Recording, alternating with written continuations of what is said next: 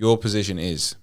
Federal member for Forrest. Yeah, so and it's been how long you've had that role now? So since May. Yep. So the May election was when I guess I formally took up the role. Yeah. And every day is completely different. It's what I actually love about the job is that when you wake up in the morning and you look at your calendar and you think, this is what my day is going to be. Yeah. Guaranteed by lunchtime, it's all changed. Yeah. You're looking at what just happened, Yeah. So, that range of issues and that variability is something that actually gives me a lot of energy. And refreshing, obviously, I met you very close to the election, I think it was, maybe within like a month or 6 weeks of the actual election. I reached out to you, said, do you want to come on the podcast? And that's when we first met each other formally. And from memory, your story up until that point was pretty crazy. So talk to me about the relatability of your experience pre-getting elected and now you're in the position and fulfilling it. Tell me, is it what you expected and how is all that experience you've carried over? How valuable is that for you? It's a really good question. And I had a very good idea of what the role of MP would be by having served in a Senate previously, admittedly only for 18 months, but it was sort of long enough to work out, what Parliament House is like and what the job of a federal parliamentarian's like and that sort of thing. Probably what I didn't expect, and I don't think that any of my previous experience prepared me for, was being instantly recognisable to 120,000 people. Really? So since the election, I've found that through the whole electorate, you just get recognised, and it's persisted, ever since. It hasn't dropped off at all. So you'd go and order a coffee in a place like Augusta, where it's about as far away from my hometown as Bunbury as you get in the seat. Of course. Apart from the odd childhood holiday down at the Colour Patch and that sort of thing. I really have not had a great deal to do with Augusta, and yet now when I walk into the Colour Patch Cafe, they're like, "Oh, morning, Ben. You're the guy." You're the guy. Interesting. So it doesn't matter where you are. You might be in the freezer section of Coles, and people will come up to you and they'll want to have their say about what's on their mind or an issue they might have. Yeah. So that was probably unexpected to me. People don't understand really what the Senate is or who senators are, whereas their local MP, they know. Interesting. So, okay, first thing that comes to mind is how does your ego respond to that? Because obviously as men or as humans, we have an ego attached to us and that gets us in and out of situations. Being recognisable is something that comes with fame. It's something that comes with sometimes infamy as well, being known for the wrong reason. How do you feel your ego responds to having that recognition? I don't know that it's an ego response. Maybe it depends as well on the circumstance because, you get approached by all manner of people with all manner of intent. So for some people, it's to come up and say, hey, I saw you say that thing and I thought, that was really, really good. I'm so proud that you're my representative. Equally, you get approached by people who have the exact opposite sort of reaction to something that you might have said, or potentially just the way that something was portrayed, i.e. a media article describing something that you've contributed in Parliament in a very particular way, perhaps cherry-picking one sentence out of a 10-minute speech, for instance, which, of course, is the game. Everyone knows the rules. That can be very difficult because you might be out just trying to have breakfast with your partner and friends and you're getting harangued by someone who's really got the wrong end of the stick. So it's a spectrum. And, of course, we are all humans. We love being told we've done a great job. And it can be difficult to respond to someone who's very upset and very aggressive in what you think is just a morning social thing on a weekend. So, it's a spectrum. Do you find that people sometimes... obviously you're privy to data information on a broader and more deeper scale than what your average Joe is. You're also a conduit for that information to the people. And obviously there's a lot of decision-making that falls on your shoulders or you're part of that decision-making process. Part of that, I tend to find that people tend to focus on the wrong things. You're like, there's actually I understand here's this, flashy topic over here that everyone's really concerned about. when you look at the greater picture, do you ever find that you're like, there's actually this thing going on over here that's probably a bigger story that no one's paying attention to, that I feel like really this is important. This hot button topic is important. This is also important. Talk to me. All the time, Jake. Yeah.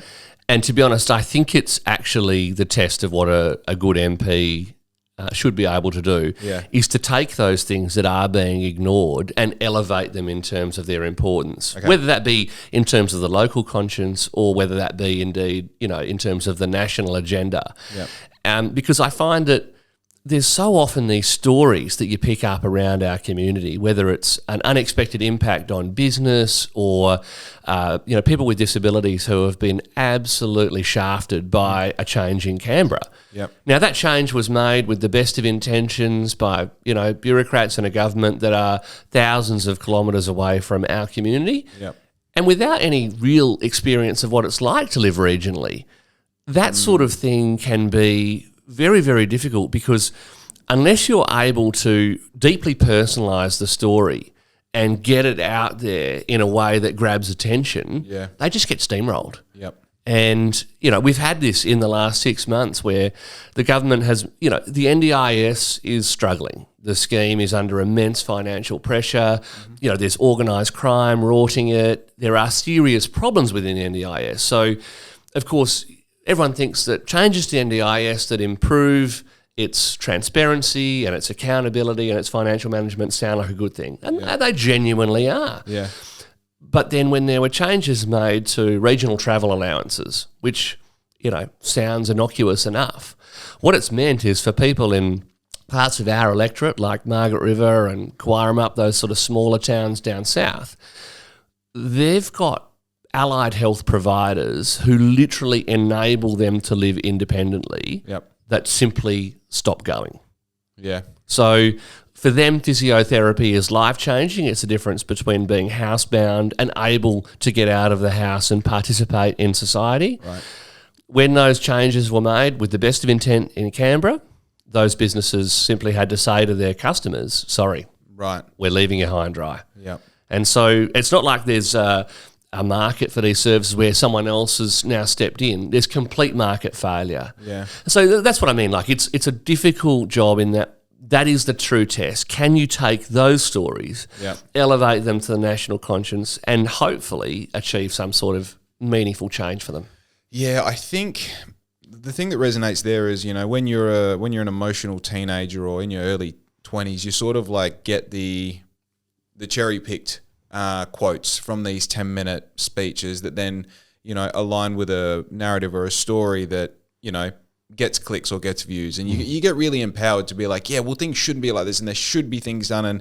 And that whole sort of like sentiment of like, there should be change, right? The way things are terrible. We should tax the rich. We should do all these things, right? Because it sounds good. It feels good. And without all the information, it is correct, right? And then you go through life and, I guess specifically I've gone through the experience that I've had where I get to talk to people like you uninterrupted for hours at a time, and you get to sort of like, go through chew the fat, right? That's why I love podcasts, because it's a conversation. So you get the human element as well. Long form, right? But you interrogate this stuff. What happens is, in my experience, I've found that typically the thing that you're passionate about is the byproduct of something greater, right?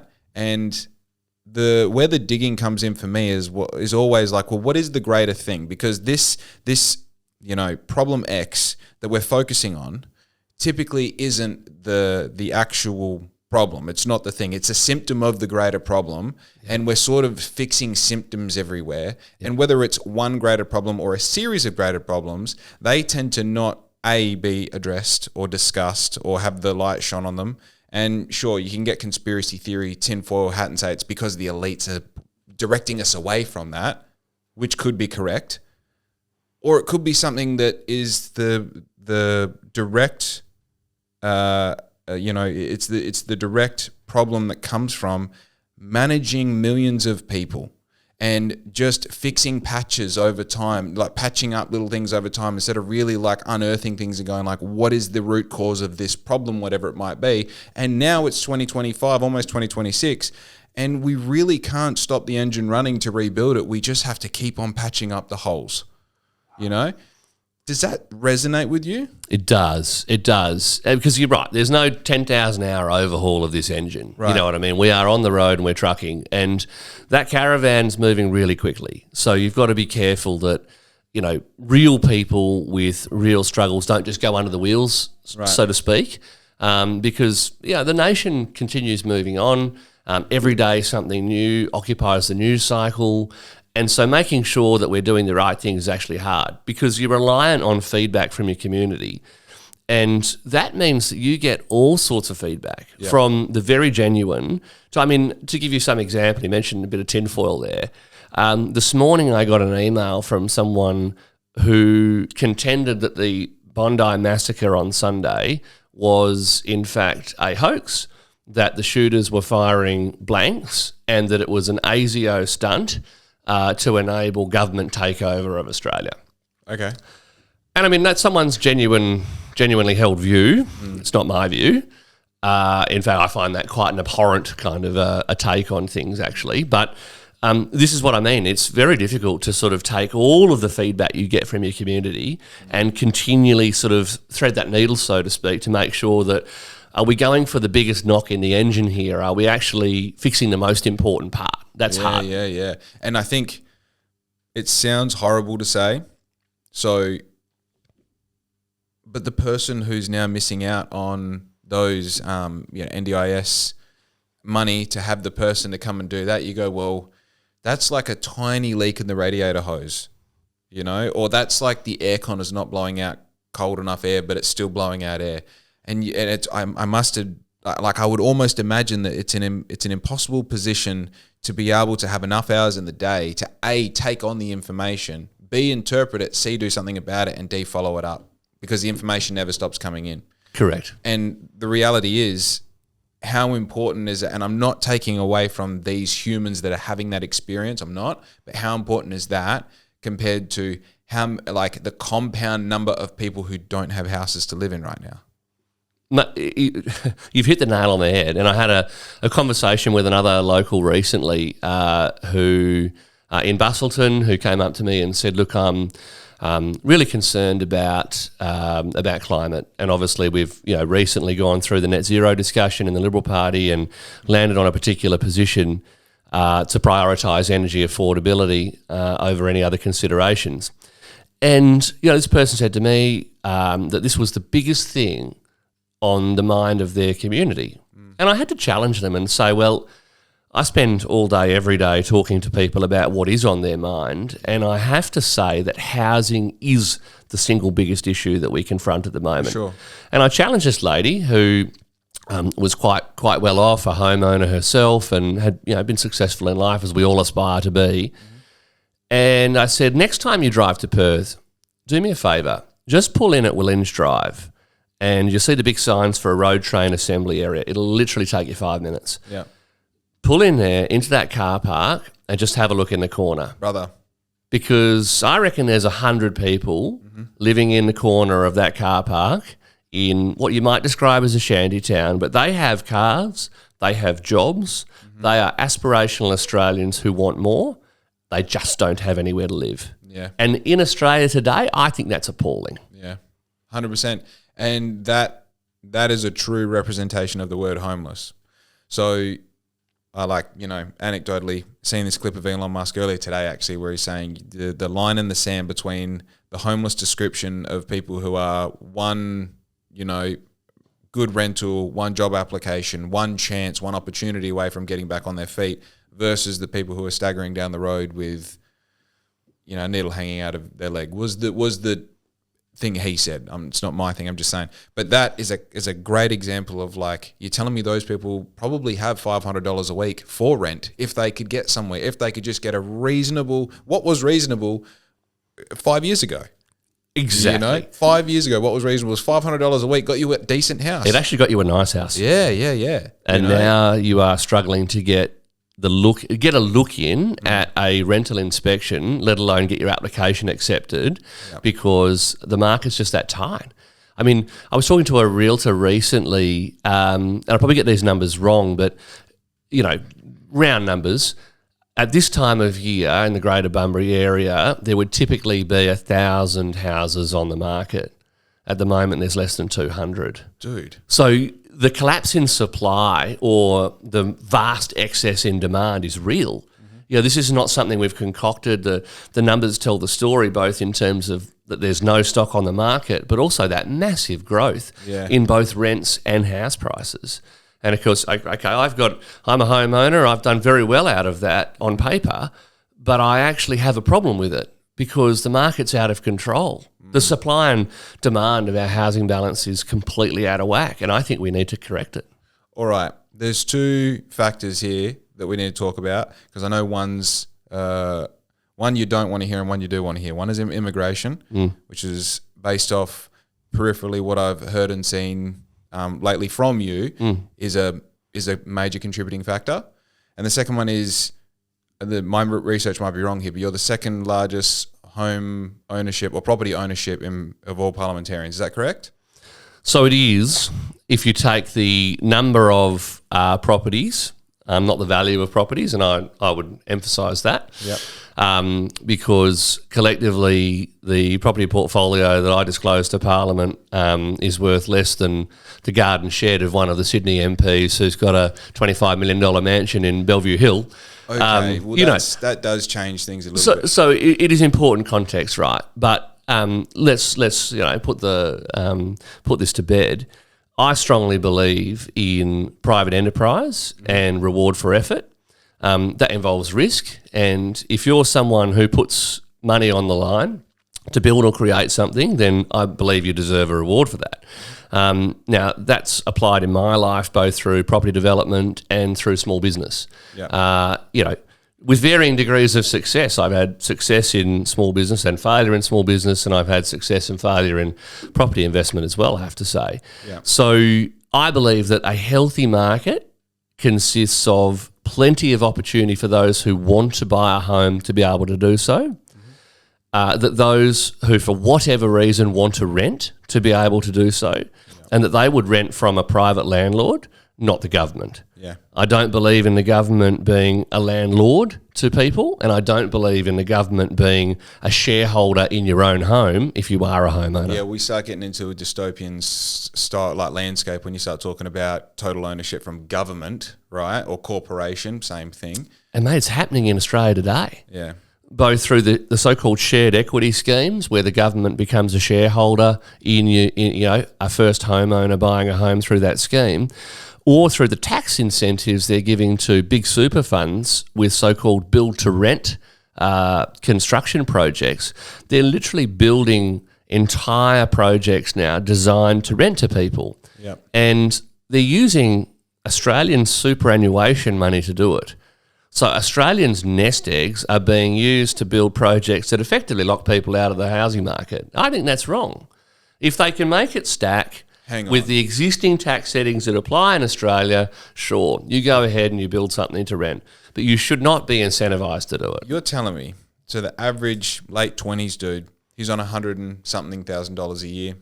I don't know if that's average, I don't fucking know. He's on $100,000 a year, he's paying X amount in super. He can't afford to get into the housing market, even with his decent paying job. His super is then used by the government to create rentals that he is then probably going to, out of necessity, end up renting. So his money is being used to build houses that he will then rent and most likely never be able to not stop renting because of. So the super funds are the institutional investors in these build-to-rent projects, and they are being incentivised by the government to do so. Right. That to me is mad. Okay. And are you in a position to do something about that with your position in the government? Well, certainly, I mean, for a start, highlighting this sort of policy to Australians, who I think are generally fairly unaware that it's going on in our country. This is that thing I was talking about.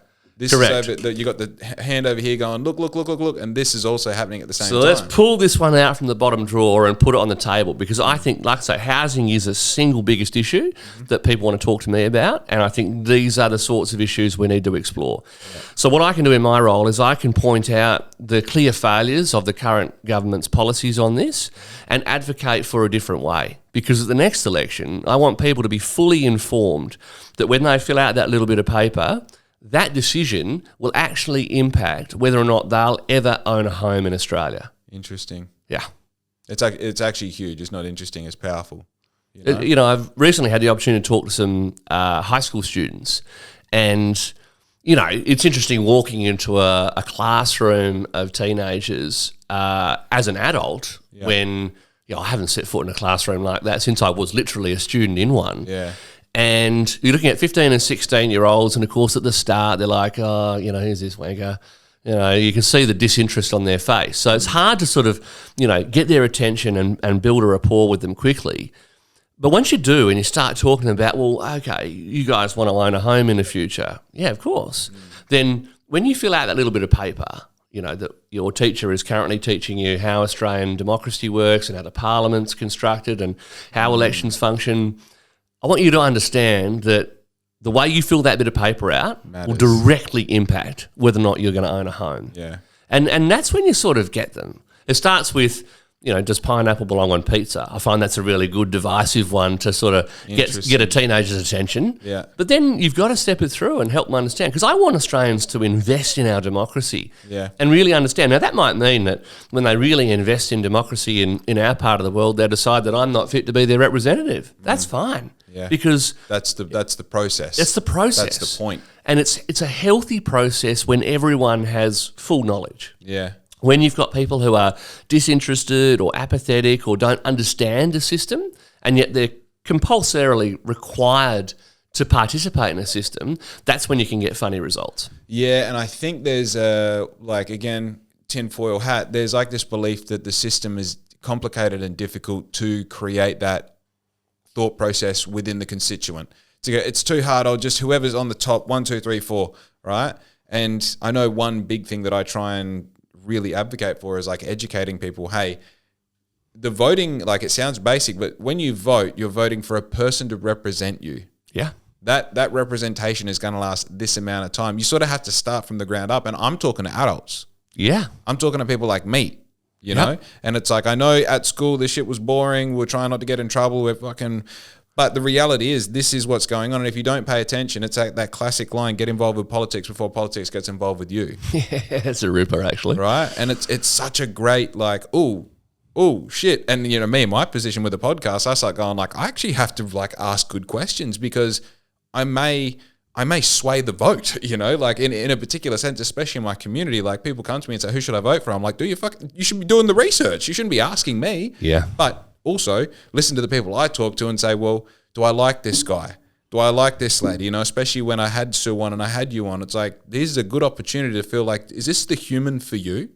You know, like if has to be someone wearing the suit and the boots and all the rest, who do you want that person to be? Not in the glossy 30-second ad on TV or the carefully curated brochure that you get in the letterbox or anything like that, but in a 2-hour raw and unfiltered conversation. That's again, I've said it before, but I think that's the power of podcasting. In the last US presidential election, listening to Donald Trump on Joe Rogan, massive. I left that 3.5 hours was monster. It was like a trip to Perth and back. Yeah. But I remember getting out of the car with a very different view, actually, of the guy that Donald Trump is. Yes. You know, when you take away that sort of the media filter and the limited interaction you get, and you get him talking about the things that he's passionate about or he's interested in, and you start to see how his mind works, I thought, wow, he's actually a different guy.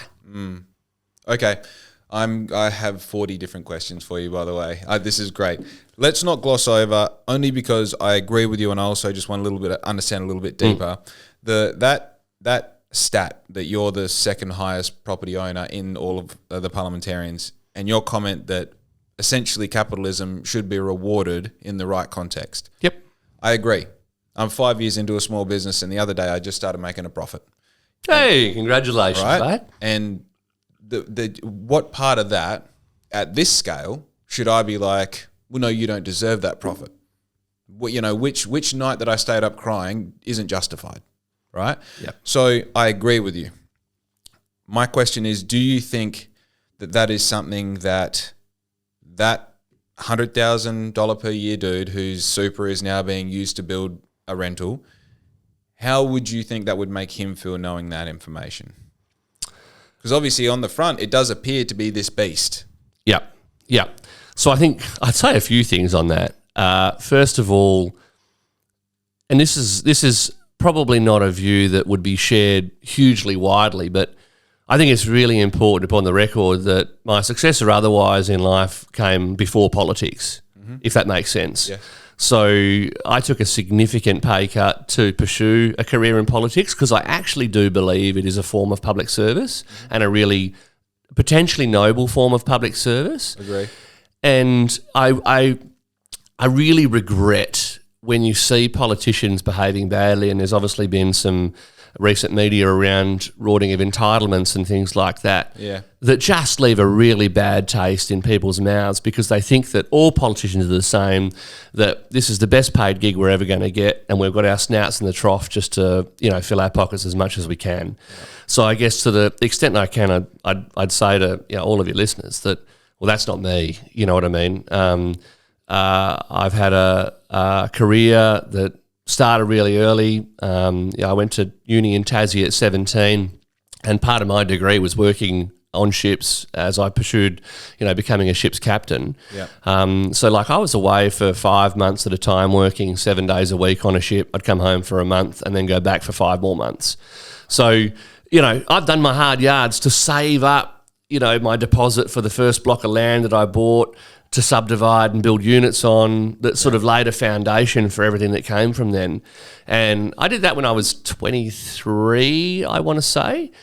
And I remember, standing on site as this, fresh-faced 23-year-old with all of these, tradies and, hard men who were looking at me like, who's this kid come to do development? I'm the money. I'm the money. Promise me I'm good for it. Yeah. So it's been a journey for me, and I want every other Australian that wants to do that to be able to do it. And I actually think that when you boil it down, my view on this stuff is we put Australians first. We should be a compassionate country. We are a very successful migrant country, and we should welcome people from around the world who want to come to Australia because of what Australia is, not people who want to come to Australia to change Australia into something it is not. Yeah. I think that's a really important distinction. Yeah. And so wherever we can change policy to incentivize people that want to have a go, and that comes with risk. You might put it all in, save up for years, build a deposit, buy a block of land for a development, and then start digging and find you've got a problem with asbestos. And all of a sudden, costs go through the roof, and you can't complete the development. You've sunk all this money, and the bank says, sorry, mate, it's all over. Yeah. That happens. Yeah. It happens every day. So it's not a surefire way to success, but I think if you're willing to have that chance, if you're willing to quit your job and start a small business because that's what you want to do, then, hey, I want to back you all the way. Dude, that's, I think, I had a chat with the Southwest Community College. A great operation, creating interest-based curriculum around things that these kids are actually interested in. These kids have either left or been kicked out of standard schooling, and now they're in the situation where literally they're taking the interest of these kids and they're building the curriculum around them. It's brilliant, right?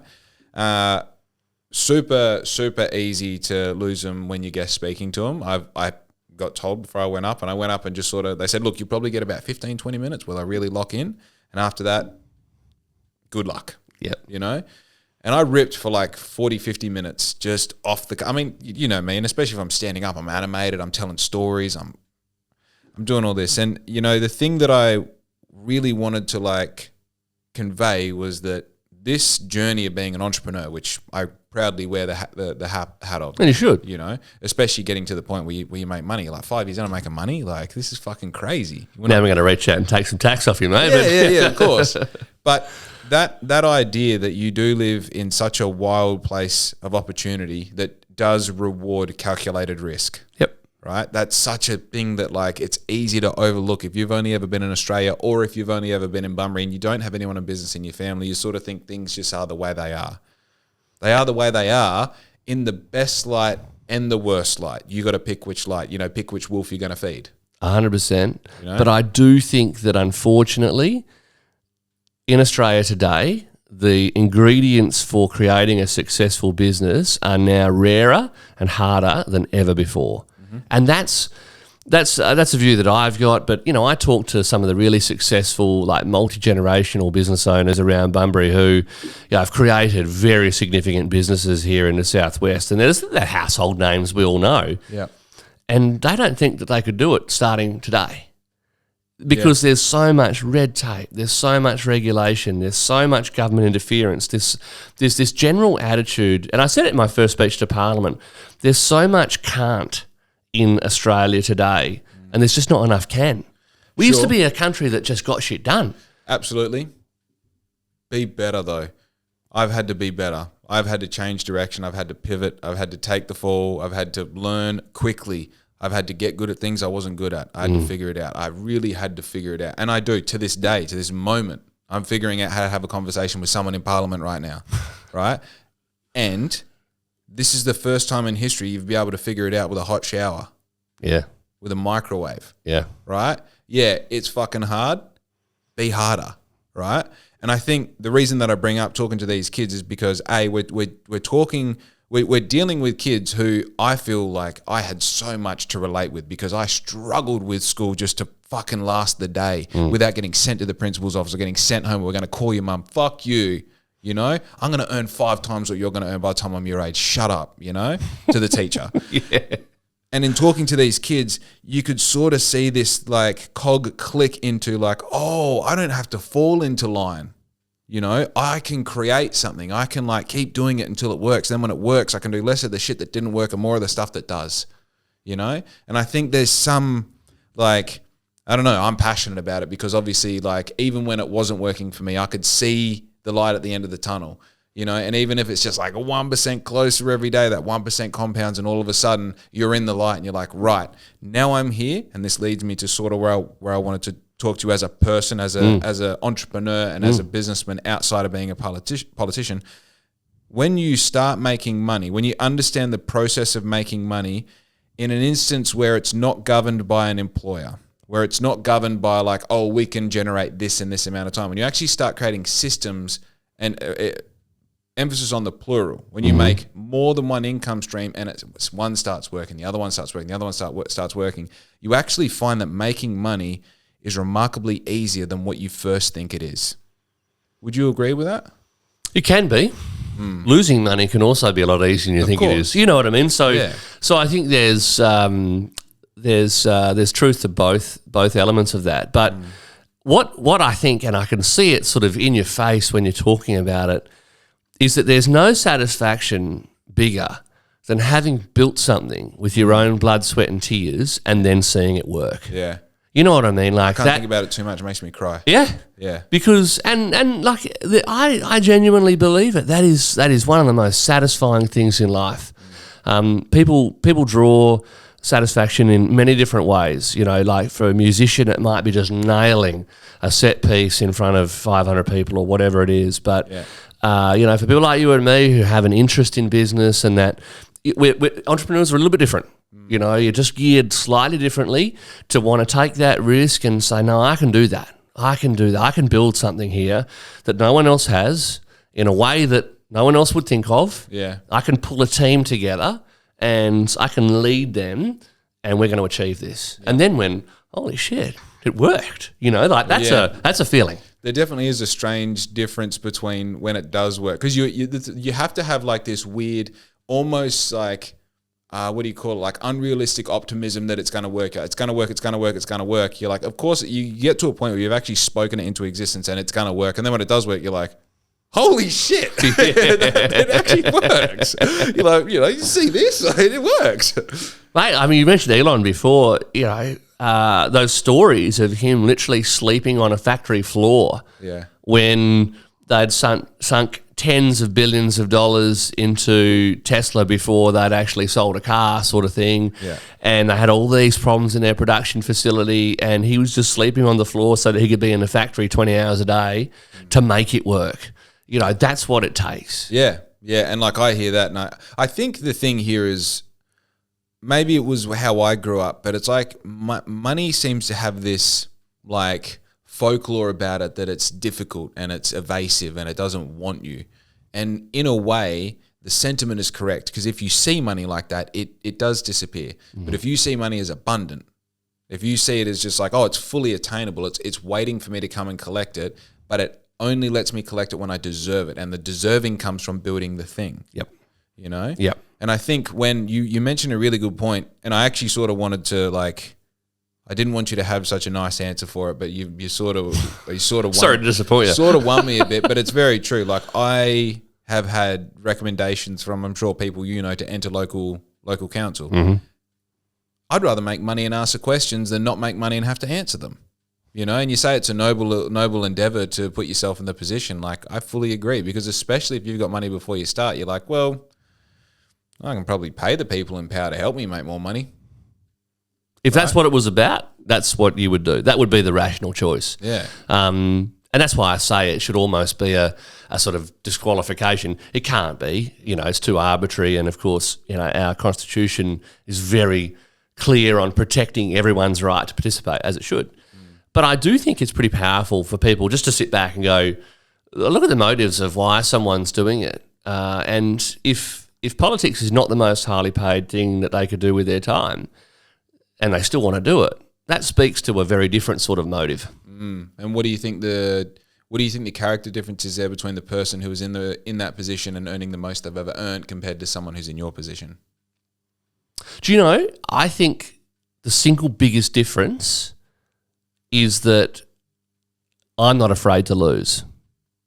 I will die on a political hill for the things that I believe in, because I think that they're the right thing for my community.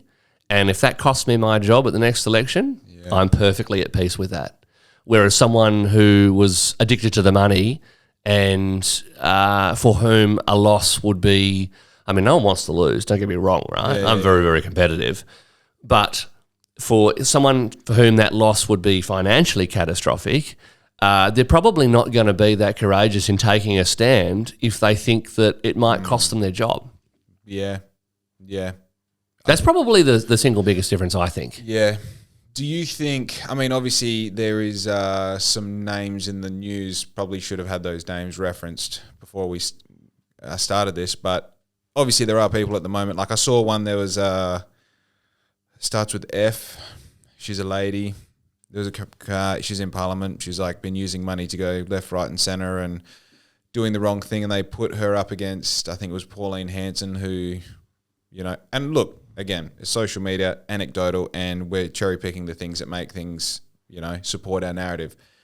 When you hear about stuff like this, do you know who that person I'm referencing is? I think Fatima Payman. That's correct. I didn't want to say the lady wearing but yeah. Yep. I can, I'm not you. Do you think that, how does that make you feel? Like I say, it horrifies me because it just underscores in the mind of the public that politicians are corrupt. They're money-grubbing pigs that are just in it for themselves. And it's an unfortunate stereotype because most people I meet in Parliament are genuine. And I say this across the aisle. They might be Labor MPs or Greens MPs or whatever and see the world completely differently to me, believe in nothing that I believe in and vice versa. But they do think that they're trying to make Australia better. And they're genuine about it. And I really respect that. I've got friends, across the aisle who I'm very happy to sit down and have a beer with and, spin a few yarns because I think they're really decent people. Yeah. And when you see those stories, it just makes me sick because I think when I walk down the street, people are going to walk past me thinking, oh, he's one of them. You're one of them, yeah. And obviously that's the thing. Compared to someone like me, you're a clean-skinned dude who wears fucking glasses. You're a politician. You are them. Yeah. You are the them. Yeah. If I don't know you and we don't have this relationship, that's what it feels like. Well, let's sort of pivot into... I do love it when people recognise me at Bunnings, by the way, when I'm in a ripped shirt, shorts and thongs, just grabbing a couple of sprinklers and they're you can see it on their face, hang on a minute. Dude, I want someone to recognise you hungover with a cigarette hanging out of your mouth, trying not to be noticed, Ben, you're please fucking leave me alone. You don't need a rig like this just drinking sparkling water, mate, let me tell you. Oh my God. One Nation. Yep. Now, I think One Nation has I've felt that One Nation has gained a lot of traction in the past 10 minutes, seemingly, and that's happened.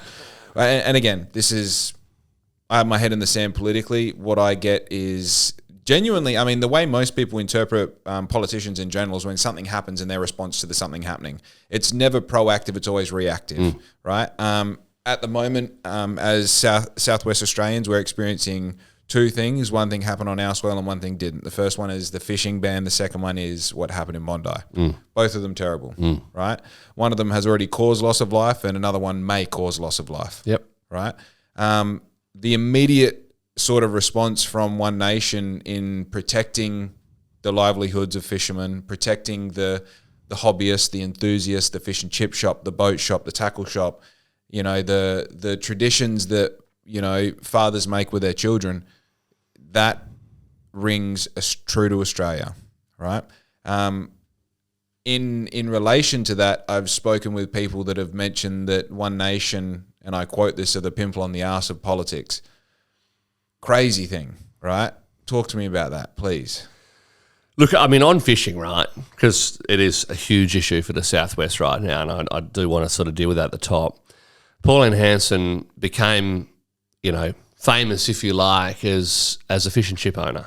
She was a chippy from Queensland who made it into Parliament and, you know, started her career, I think, in 1996. Now, someone like Pauline obviously instantly understands what the demersal ban in WA means for shark fishermen. Yep. And indeed, every family who wants to go down and have reasonably priced, locally caught fish and chips with a fam down on the beach at the summer holidays. Of course. You know, rip up a cardboard box and surf down the green hills at, you know, Rocky Point or whatever. Like, that's what I remember growing up as a kid, and I think Pauline's a very astute politician. She recognises, A, immediately the impact from her experience, and B, that instant typical Australian psyche and how it's going to respond to it. Yeah. So I think that she's very good at leveraging that. And I actually agree with Pauline on a lot of things, but to the point that, you know, that person mentioned to you, One Nation have got an incredible history of 30-odd years of shooting themselves in the foot now. Okay.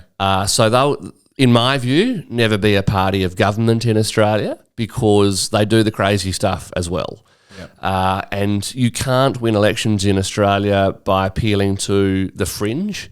You have to win over the middle. And it's the ordinary Aussie who, like you say, when there's these nationally important or iconic moments like Bondi, they will look to their political leaders for leadership. But by and large, they're paying the mortgage, they're getting the kids to school, they're doing their own thing, and they just want to be left alone. Yeah.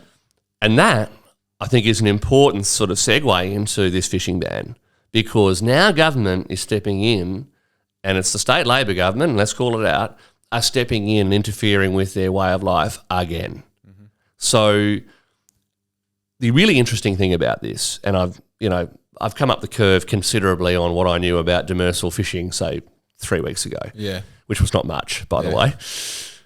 The Commonwealth government actually entered into what's called the Offshore Constitutional Settlement with each of the states, and basically said, and it was as a result of a High Court decision in the 70s, that the Commonwealth government, sure enough, has jurisdiction over the oceans around Australia, but in terms of managing things like fisheries, it's actually best left to the states. So here you are, guys, we'll all sign up to this framework, Offshore Constitutional Settlement, and you manage the fisheries in each of your states. Okay. Now, as a result of that, the Commonwealth government actually signs off on the management of those fisheries. Now, October 31, 2025, the Commonwealth government, for the 7th time, signed off on the WA demersal fishery as internationally sustainable, and then 33 days later, WA Labor bans the fishery. Mm-hmm. Now, something is completely cooked here. Either the Commonwealth government doesn't know what it's doing and was looking at science that is completely wrong, or WA Labor have pulled a fast one on Western Australians and banned a popular pastime, an important part of our local economy as well. Mm-hmm. and then introduced a 21-month ban that'll curiously just be lifted in time for the next state election. Now, I'm not a tinfoil hatter. I'm not a conspiracy theorist, but to me, there's something very, very wrong with this picture, and it needs to be explained. And this is another example of something shiny over here and something bigger over there. What's the bigger over there? Like, I have my assumptions. What would you say is the bigger over there? There is some speculation, obviously, around the wind farms proposed for Geograph Bay. And what's the through line between the wind farm and the fishing ban? That's now look. I'm repeating hearsay because I'm not actually convinced that's what's the heart of this. Having gone to Denmark this year and actually met with offshore wind developers, they were very clear that during the construction phase of a project, they actually seek an exclusion zone over the whole site. They build their wind turbines, and once they're all installed and commissioned, they relax those exclusion zones to like 150 metres radius around each turbine tower. So the problem for things like our fishing industry is if you get locked out of 7,000 square kilometres of Geograph Bay, what do you do for the 3 or 4 years it takes to build these things? Right. So there's a real question to ask about how fishing can coexist with offshore wind if it was to go ahead here. But I don't think that this ban is directly related to that. There's some really interesting other aspects that when you start talking to our local fishermen, you understand. So the Perth metro area has had no commercial gillnet or demersal fishing for 20-odd years now. Okay. And yet around the Perth metro area, because of the pressure of recreational fishing, stocks are actually at an all-time low. Wow. So it's not the commercial guys around Perth because they haven't been there for 20 years. Yep. So you've then got, say... And I mean, these are very prominent families around here, like the Soulos family.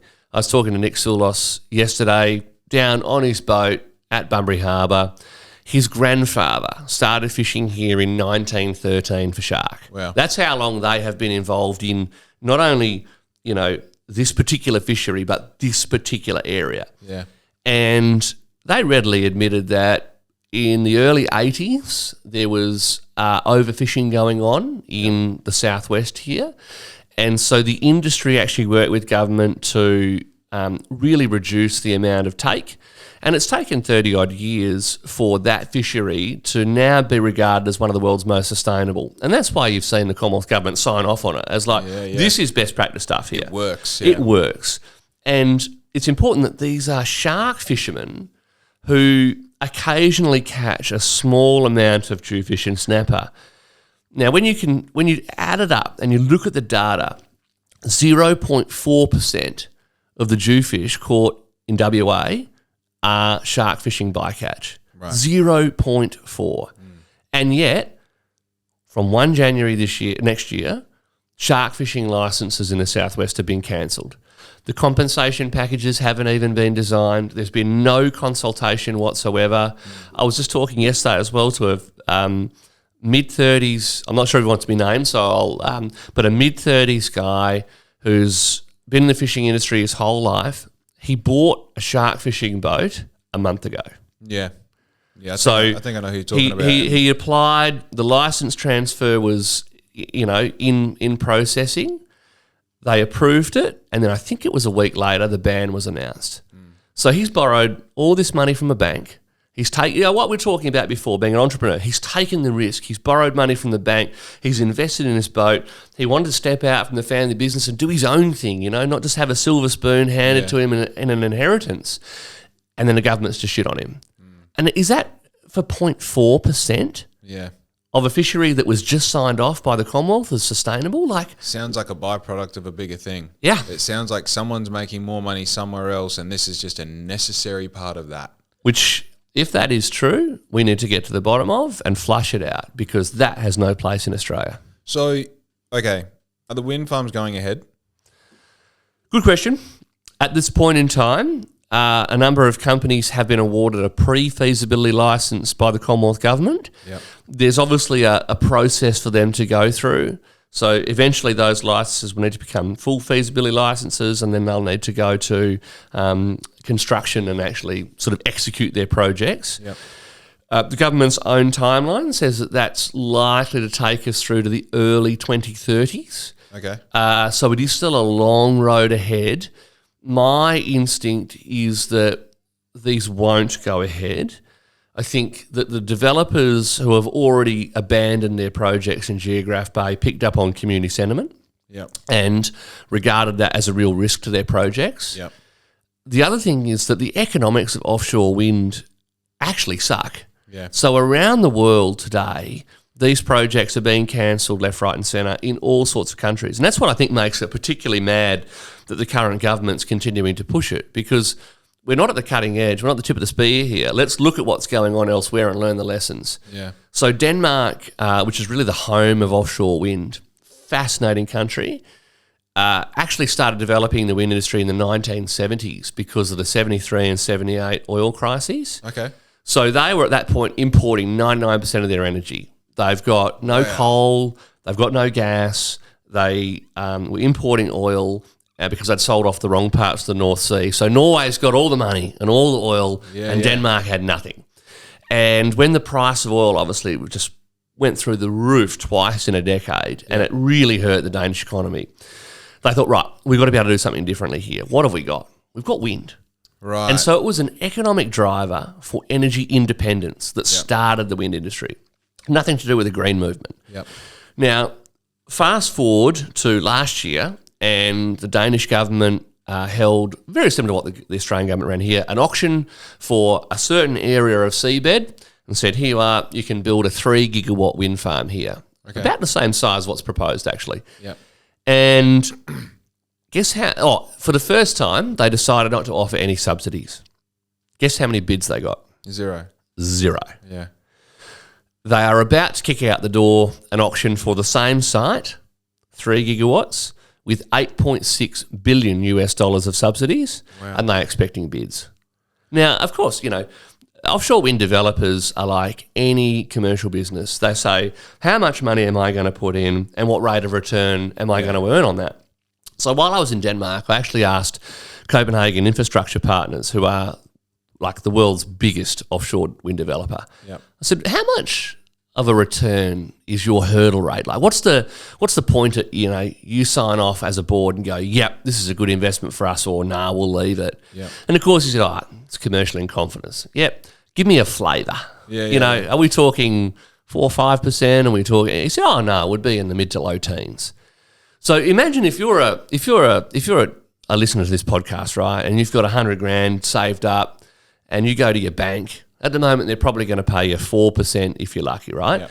Offshore wind developers will not touch a project until that's more like 14. Right. Now, if I came to you and said, I've got this project that's backed by a sovereign government and you're going to make 14%, Jake, would you put money into it? Of course you would. Yeah. The economically rational thing to do is say, yes, absolutely, come at me. Yeah, as an investment, of course. Yeah.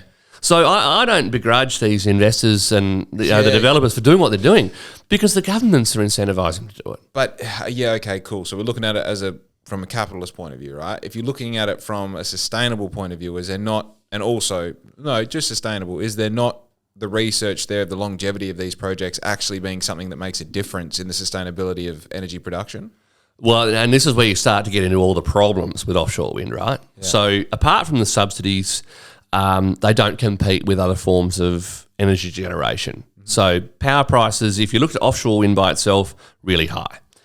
And that's got substantially worse in the last 5 years as post-COVID. Construction costs of everything are just through the roof. So lots of concrete, lots of steel, it's all got way more expensive. When you look at the sustainability of these things, you're talking about putting energy generators, turbines, into the worst possible environment for operating machinery. Yeah, around salt. It's salty. Isolated. It's humid. Yeah. It's isolated, and it's subject to extremes. So it's really interesting in places like Taiwan. They're having problems with early turbine failures because it's really humid. You either have no wind or you have a typhoon. You know what I mean? Yeah. And so the degradation, the corrosion, the sorts of, normal wear and tear on machinery in the ocean, basically, is really causing a shortening of the lifespan. Now, the developers have a view that Australia wouldn't be anywhere near as bad. That's probably true. You still get blade failure. You still get them struck by lightning. Yep. You still have these sorts of issues. So if you could get 25 years out of one of these turbines, you'd be stoked, right? Yep. Whereas, and I know it's still contentious, but if you compare that with the lifespan of a nuclear power plant at something like 80 years, and in America they're actually pushing life extensions out to 100 years now, expected operating life. So you're talking about having to build 3 or 4 wind farms because you have to replace those turbines after 25 years for the life of one nuclear plant. So this is where the sustainability issue takes on a new thing, a new dimension, because you're actually burning through a lot of material to have a facility that generates the same amount of power over that lifespan. Right, and what's the threshold of what do you call it, like justification of having it, right? So you go, well, if it's going to cost all this manpower, all this time, all this energy versus, just doing things the way we're doing, there's this idea that we're going to run out of oil, which I still fucking don't know if we are or not. I don't know if tinfoil hat on. I don't know if that's the case or not. Versus nuclear versus, it's such a, again, like you said before, trying to pay your mortgage, you're getting the kids to school. It's just like, fucking, I don't know, dude. Yep. All I know is I can't fish on the weekends and I'm upset. Fair enough too. Because then what happens? Well, my seafood is going to be, like, we all eat the same. We have to sustain ourselves, right? So instead of eating freshly caught local seafood in a pretty pristine environment like we have here, 100%. with world-leading regulation and management of that fishery, no, we're going to import it from God knows where, full of God knows what, and it's going to cost more. Who's winning out of this? So do you know much about the Chinese having these like offshore, essentially like fishing hubs with their trawler ships that go out and illegally go into other people's fishing zones? And you know about this? Yep. Okay, so what? Not the only ones that do it, but yes. Oh yeah, but they're the winners, right? Yeah. They're the real when I say winners, they are the ones that are doing it the best. They're capturing. They've industrialised it. Yeah. That's the word. Thank you. My words are escaping me now. You're bombarding me with so much information. What happens when we take all of the fishing away from our locals and then we find them entering our waters because now it's like they're not going up against anyone? The likelihood of getting caught has gone down because there's less people monitoring the area because they're not out fishing. What happens then? Well, we know what happens then. We pay more for seafood that's imported from China, even though it's actually caught. It's our fish that have gone to their shit to come back to us to be sold to us for more money. Yep. We get raped and pillaged by a superpower, and we watch fishermen commit suicide because, right? Their businesses just got cancelled with no notice and no compensation. So let's state the obvious. Your position as a liberal is that this is a bad thing. Oh, mate, it's horrendous on every level. So I'm absolutely standing with our local fishermen. In fact, I've written to the Federal Fisheries Minister and demanded that she intervene before Christmas. Okay. Under that offshore constitutional settlement, it's clear to me that the Commonwealth is the big dog. Although that fisheries management was delegated to the state, this fisheries minister either is incompetent or incapable of making sound decisions to manage the domestic fishery here. Yeah. She shouldn't be in charge. So I want the federal minister to intervene and stop this madness. Because, like I say, they just signed off on it as a sustainable fishery. So if before Christmas the feds intervened, these fishermen would continue into next year. Yep. Let's let the dust settle. Let's review the scientific data. Let's hold public inquiries so that we get all of the information on the table. Dude. Sunlight is always the best disinfectant for this stuff. A process where people can get involved is the absolute standard, I think. Absolutely. It is the gold standard, but it's also a bare minimum expectation, I think. I mean, you are talking about taking people's livelihoods off them. Yeah. And if the state's going to do that, they should be pretty transparent about it. Yeah. And instead and also timely. We've got 3 weeks notice. Yeah. We've got no information, no consultation. They're talking about a compensation package. They haven't actually detailed what it is. Yeah. Like, what is going on here? I think, and that's to say nothing of the impact on obviously the rec industry, Yeah. people who have just bought bait and tackle shops. I mean, what is their future? Yeah. It's and also there's so many elements to this. The fact that it happened with such little notice, they did it at Christmas. Yep. They did it. I mean, unbeknownst to them, if you're not a conspiracy theorist, right before the Bondi shooting happened as well. Like, I know blokes that have organised protests before the Bondi shooting that were days after the Bondi shooting, and consequently it meant that no one went because it wasn't the thing that was burning in people's spirits. You know, it was like this. So it's just it feels like we're being fucked, Ben. That's what it feels like. I'm not a fisherman, right? Yep. I don't even eat that much fish and chips, and it still feels like, hang on, I'm not into that. But if that, then what for me? Correct. Like, how long until they say, oh, you can't use heat presses in your house anymore, right? And Mate, this is my entire attitude to life. I'm a live and let live guy. I want you to be able to do your own thing in your own home the way you want to do it.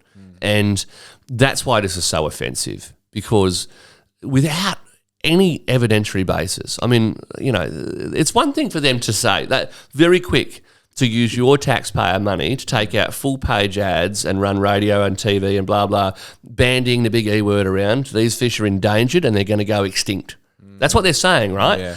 And I'm sorry, I think particularly post-COVID, Aussies are like, nah, hang on a minute. I want to know a little bit more about this before I'm going to buy your bullshit. Yep.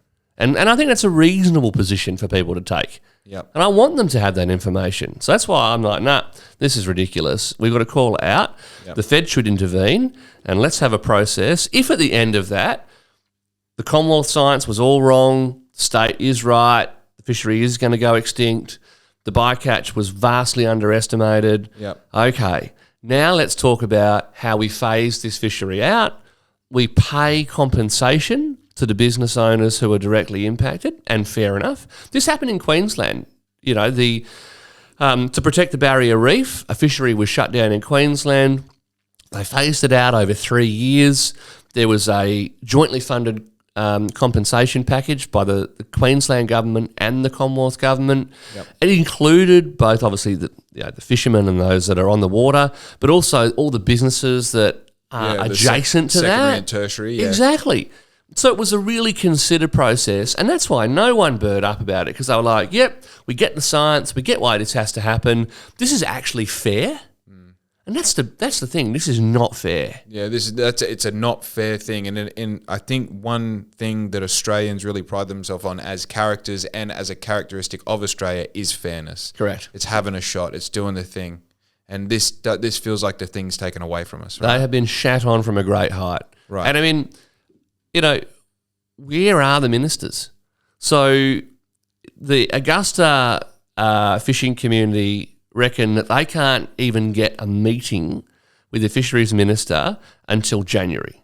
That's after this comes into effect. What are we talking about, dude? The Bunbury commercial shark fishermen who were in my office on Monday night, absolutely at their wits' end, said that for them, again, they have not been able to get a meeting with the minister nor any member of the Labor Party. Now, I don't want to be too partisan about it, but at the end of the day, this is a Labor government and they've got to own this. They've made the decision. They have fucked all these people and they don't even want to front up and explain to them why. Look them in the whites of the eyes in the room. Yeah. It's disgraceful. Okay, so we know that Ben has a problem with it, right? We know that you've had comms with someone, with the person in power to start making a bit of a change in this time frame. We know that as a Liberal stance, this isn't something that's going to be accepted and it's going to be actively pursued after. Two sprouts off that, what does the listener listening to this, what can they do that actually makes a difference? Because you can protest, you can put all your posts online, but what's something that, is there someone that can be called, a letter that can be written, an email that can be sent? What does that look like? All of it. And this is so important, right? Because for a government to change tack on something like this, they have to get a sense that the community is really upset. Mm-hmm. So write to your local MP, who in Bunbury is Don Punch, and express in no uncertain terms why you are so aggrieved by this decision. Don't be abusive, but, you know, be very, very clear. Yep. If you can find petitions online, and there certainly are some being run by WA State Liberal MPs, sign those petitions, because when you start talking about 10, 20, 30, 50,000 people signing a petition to say the government's cooked this, we want you to reconsider it, they're going to have to start to listen. Yep. And then I'd say to them, don't forget that this is what the Labor state government did, because the next election might not be until 2029 for the state here, but this is not out of step with what they have done in other parts of our economy as well. Yep. I mean, they went after the forestry industry. We've seen live sheep targeted by Labor as well. Now it's demersal fishing. What is next? Yeah. And they keep doing it. So don't forget, when you get to the next election, if you're aggrieved about the way the firearms reforms were handled in WA, for a lot of people made it much, much harder for them to shoot recreationally. And it might be controversial to say it after the weekend, but at the end of the day, lawful, law-abiding gun owners in WA were put through the ringer. 100%. And I am not convinced that the criminal element who own unregistered and unlawful firearms suffered at all. Yeah, there's the argument that having guns not readily but accessible for legal purchase at such a scale allows easy access to those guns being stolen. It's bringing those guns into the country because essentially we're an island. We should be able to control things that are coming in and out, right? Yep. The idea is that with these firearms, if they are available for legal, use, then there are always going to be interjections where they're stolen, procured, whatever you want to call it, to enter into the black market. So I understand that it's a snake eating its tail in a certain way because you're like, well, at some point, there are tons of cocaine getting into this country every day. Can you stop it? You would hope so, but apparently not because it's been going on forever. Is it the same with firearms? Is it the same with fill in the blank? I think you're exactly right that it created – I'm not even involved in the shooting industry and I know how bloody difficult it is because it seems every part of the process, whether it's getting a gun, being able to use the gun, being able to transport the gun, being able to sell the gun to someone else, every single part just takes ages and so many hoops to jump through. Yet apparently Homeboy had 6 guns in his Sydney house and that's all good. He's got a son that's on a register. He's someone who's here on a multiple visa. Like they've just been in the Philippines at a terrorist training camp for a month and no one knew. And this is where I think it's disgraceful that the Prime Minister's used gun control as a smokescreen for the real failings of government here.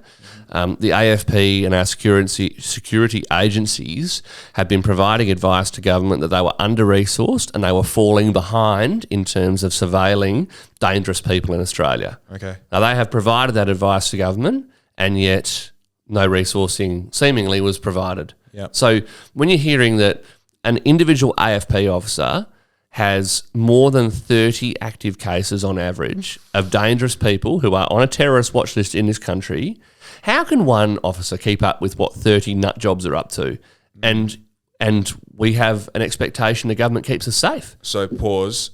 The knee-jerk reaction from the country that I've felt is someone in ASIO is getting fired because how do we know this, and this about this father and son, specifically the son, and nothing was done about it? Your response to that is whoever that person you think should be fired is also monitoring up to 28 or 29 other people. Is that correct? That's what's on the public record. Okay. And that's why, to be honest, if anyone goes, it's the minister or the Prime Minister.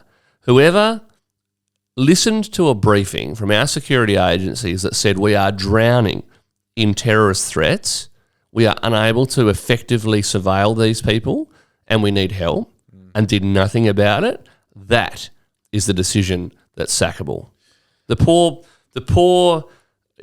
officers who are, like every other employer, they just get given the resources and they're told to do a job. That's not their fault. They can't be accountable for that. Have you seen the movie, I think it's on Netflix, Don't Look Up, with Steve Carell and Jennifer Lawrence, I think it is? I haven't seen it, no. It's almost a semi-silly movie, but I think the idea, it's like there's an asteroid coming towards Earth. It's about to end everything, right? And they go and, they find this out, these astrologers, whatever. I'm probably butchering the story. It's the analogy that I'm using. They go to the government and they provide all the data, all the information, all the proof. Look, this, and this. And the government's like, yeah, okay, cool. Anyway, so what are we doing for lunch? Right? And they're like, hey, we just presented all of this very fucking important information. He's like, how many times do you think I've heard the world's going to end? Yeah. How many times do you think I deal with this a year? Right? This isn't the first time. This probably will blow over. It'll be fine. Now, it's a movie and it's funny and it's a story, it's a narrative. I get it, and some part of it's entertainment, but there is a thread of truth in that. You know, like how many times in business do you get that piece of information that you're about to go belly up? You're like, oh, I've lived through this hundreds of times. I'm not going anywhere, right? Where the cross-reference for me here is, I imagine that the government, you know, you want to, let's say Albo is sitting there and people are all coming to him like, this is important, this is important, this is important, this is important. He's got to like go, okay, which part of the engine is knocking the loudest? And let's look at that. I'm not defending anyone. I'm presenting, do you think that may be an explanation that might lead to how something that started here ended with people dying on Bondi? It could be, because I think any government makes choices, right? They have priorities, and so they resource those priorities. My grave concern is that the Albanese government has never prioritised national security. It has not been a focus for them, and indeed defence is not a focus for them. We were talking about illegal fishing before. They've cut the number of hours flown by surveillance aircraft by 30% since they came to government. Surveillance aircrafts that? So you've got Border Force flights. Yep. They have a budget every year. Obviously, keeping those planes up does cost a lot of money. Yep. That has been cut by 30% since they came to power. So this is not a focus for them. It never has been.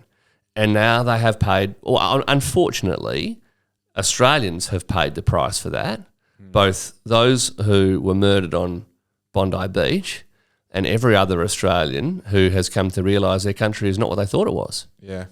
And, I mean, I wish people would stop calling it a tragedy, because it's not a tragedy. It was a massacre. Yeah. It was mass-scale murder on an Australian beach. Oh, there are children that are going to grow up differently because of that. They're going to be people that don't go back to that beach. They're going to be people who don't go to that beach that have never been there before, you know? And it's like those are very, very small byproducts to the actual greater thing of what this means, right? Correct. Because as an Australian, you expect to be able to go anywhere and not have the threat of, you know, violence, but, you know, that sort of violence. You know, obviously you can get smacked in the mouth anywhere, but you really shouldn't be able to get shot in Australia. Correct. You know? Yeah. It's such a... Well, you know, we're coming up for Skyworks and Australia Day fireworks and all that sort of thing. No one in Bunbury is going to go down to the foreshore no one should go down to the foreshore and in the back of their head be worried about someone whipping out a gun and starting to slaughter Australians in the street. That shouldn't be a thing that even crosses your mind here. Otherwise, terrorists have won already. You know, if they instill that fear, if they break down the confidence that we have in our own society, they've won. Yeah. Yeah, and it's, yeah, you're exactly right. I saw a post of, I think it was like the day after or maybe 2 days after it happened, of like people at Bondi swimming at the cafe, buying food, doing the thing, and it's like Australians fighting back in the best possible way is exactly this. The rally that I saw on TV today where more surfers than I knew were in Sydney have actually congregated at the beach in a tribute to, I guess, commemorate the loss of life, but also to fight back and say this is our beach. I thought that was very powerful, very Australian actually. Talking about very Australian, speak to me about, I've seen like clips and those cherry pick lines of your opinion on immigration. Just give me a foundation that we can build off on that. What's your thoughts on immigration at the moment? Two key thoughts. We've had too much in the last couple of years because that's what's caused our housing market to get completely out of whack. So if you look at the Albanese government's budget papers through the first 3 years that it was in power, and you look at what they budgeted in terms of net overseas migration, people coming, people going, the balance between them, they actually undercooked it by 300,000 in their first year, 200,000 in their second year, and hey, they're getting better at it. They only undercooked it by 100,000 in the third year. So in the first term they were in power, their budgeted migration numbers, which were substantially higher than historically had been the case, they still overshot that by 600,000 people. Which is 60% of Perth. And this is why it is no wonder why rents are through the roof, why every home open has a line of 50 or 60 people outside it, demand for housing, and of course hospitals, schools, all our social infrastructure is struggling to cope. We have just simply had too many people come too quickly. So that's a numerical argument. It's easy to demonstrate, and in real terms, we've had a migration surge that is bigger than at any time since World War II. So that's the scale of what's just happened, right, in terms of numbers. That's the first thing. My second concern, though, is that we are welcoming people to Australia who don't want Australia to be Australia. Okay. And I think that we should strengthen the values test, that we should have a deeper understanding of who people are and what they believe in before we offer them a migration pathway, ultimately leading to becoming an Australian citizen. Now, there are, of course, many cultures and many faiths in Australia, and they have peacefully coexisted and prospered for generations now because people came to this country believing in certain fundamental values. Australian values. Freedoms of thought, worship and association. That there is such a thing as a fair go, that you should be rewarded for effort, that government should exist to serve people, not control them, that there should be certain safety nets for people who have, through no fault of their own, fallen on hard times. Right. They're the sort of things that, regardless of where you are on the political spectrum, you don't even question because you're an Aussie. Yeah. And yet we've now got people coming to Australia and trying to change this country into something it's not. We focus a lot on gender in politics these days, and yet we've got an Islamic fundamentalist movement in Australia that ultimately has bred the sorts of terrorist ideology that led to the Bondi massacre, but also doesn't allow women to drive, that doesn't allow women to work, that doesn't. So I have a problem. Can we conclusively say that there is a through line between them and what happened? Like them, sorry, that sounds even too aggressive to say it like that, but sorry, what was the exact classification? The Islamic fundamentalists. Fundamentalists. So explain to me, Yes. Islamic fundamentalists, please. Complicated. So there is arguably an extremist element to probably every religion in the world. The problem with the Islamic fundamentalist sect, and by that I mean it's taken on various forms over time, but probably the most, the easiest to come to mind for most people at the moment would be ISIS. Okay. So we all remember the caliphate they were trying to create in the Middle East. So because of their religious zealotry, they actually don't see sovereign borders in terms of nation states. That was irrelevant to them. They wanted to build something bigger than a nation state called a caliphate, which was adherent to a particularly extreme form of Islam. Right. And that's where you've got Sharia law in place, but even hard line stuff. Yeah. Now, that's, of course, where you see women stoned, people summarily executed in the street, gays thrown off buildings. This is the sort of thing that goes on in a caliphate under extreme Islamic law. Okay. Now, those sorts of people are in Australia. And what's worse is that we've seen the government effectively lie over the ISIS brides. So women who were in Australia went to places like Syria and were partnered with, married to, ISIS fighters who were perpetrating these sorts of crimes. Right. Now being repatriated to Australia and bringing their kids home with them. Now, the things that they have been sort of exposed to in their time in that caliphate are unspeakable. Are you seriously suggesting that this government has provided assistance to those people to come back here, having aided and abetted terrorists, and brought their children here who, no doubt, do not believe in the freedoms and aspirations of a free and open Australia? And they have lied about it. I mean, okay, we know this. We know this. And this has been going on for how long? Well, now, that's what we don't know. Right. Again, because of lies and obfuscation from the current government. But we've certainly had 6 of these ISIS brides being returned to Australia. That we know of? That we know of. Okay, so my big thing is like there's no filter at the airport that like catches terrorism, right? Correct. That thing doesn't exist. We'd like to believe that it exists, but it doesn't. And terrorism can have any skin color, it can have any background, it can, anyone can be radicalized with the right series of events in their life. Yep. What sort of filter, in quotations, do we create? I mean, you're talking about a very obvious, like, hey, look, this is a system that is happening that is, I'm going to say, manufactured by these extremists to propagate these ideals into other countries so that they can further that idea. That is exactly the design.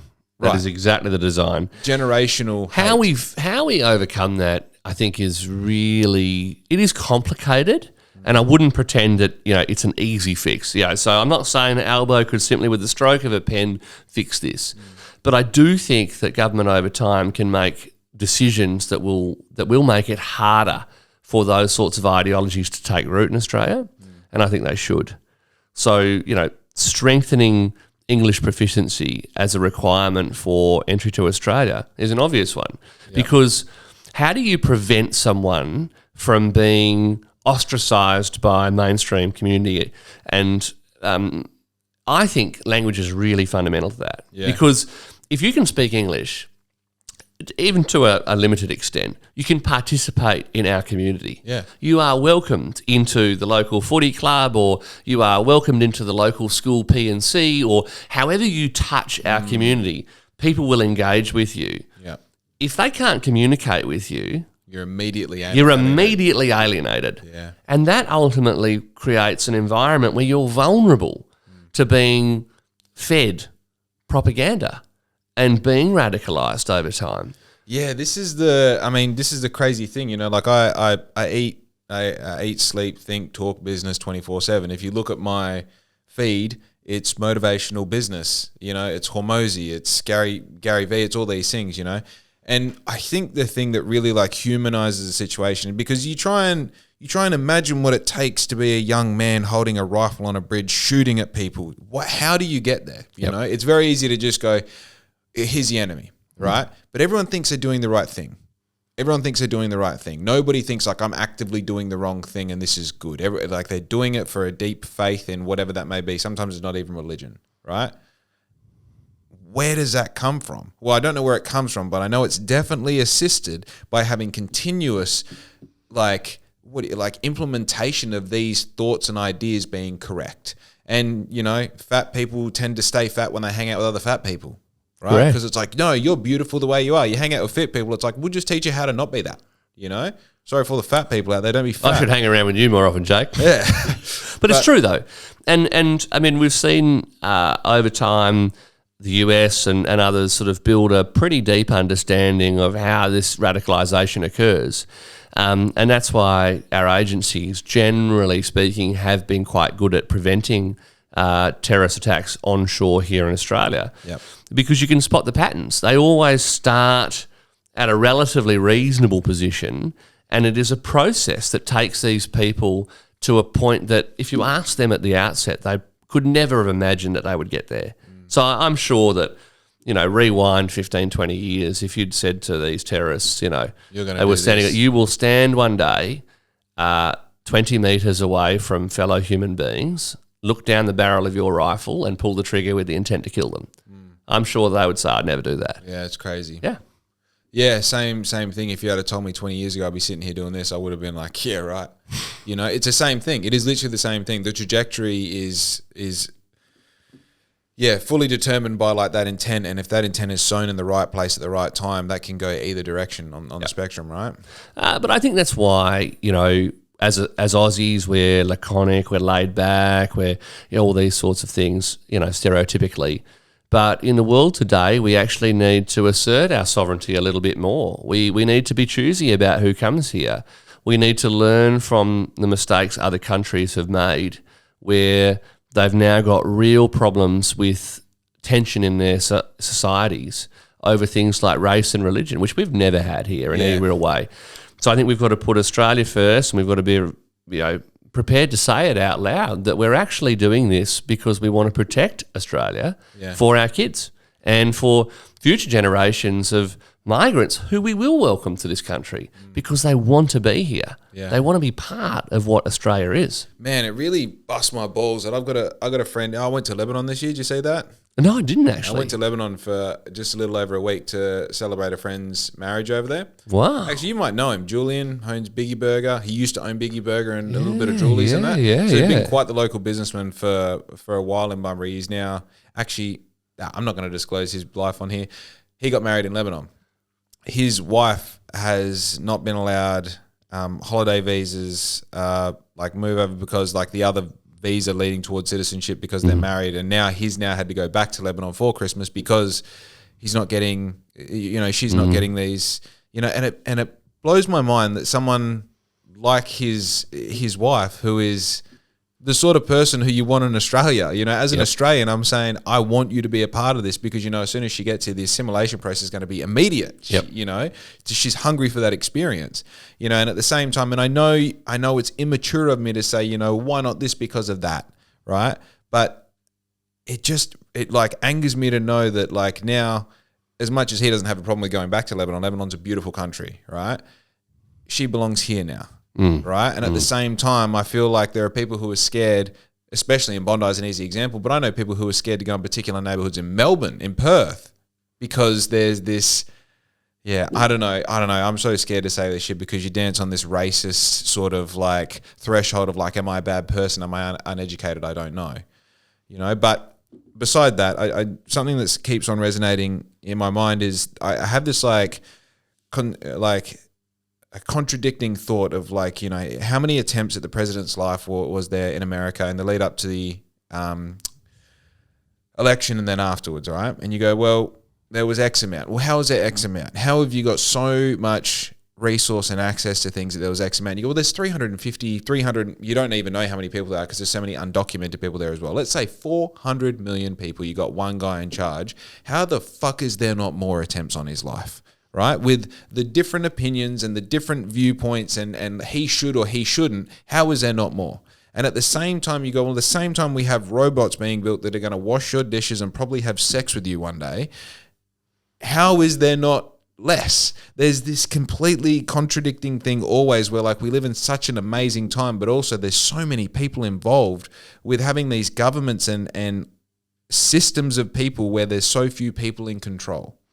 But I mean, it's a values thing because for most Australians, the idea that political violence should be a tool in democracy doesn't ever occur to them. So if you don't like a particular politician or whatever, you might call them a this or a that, and you tell your mates you vote against them. Okay, that's it. It would never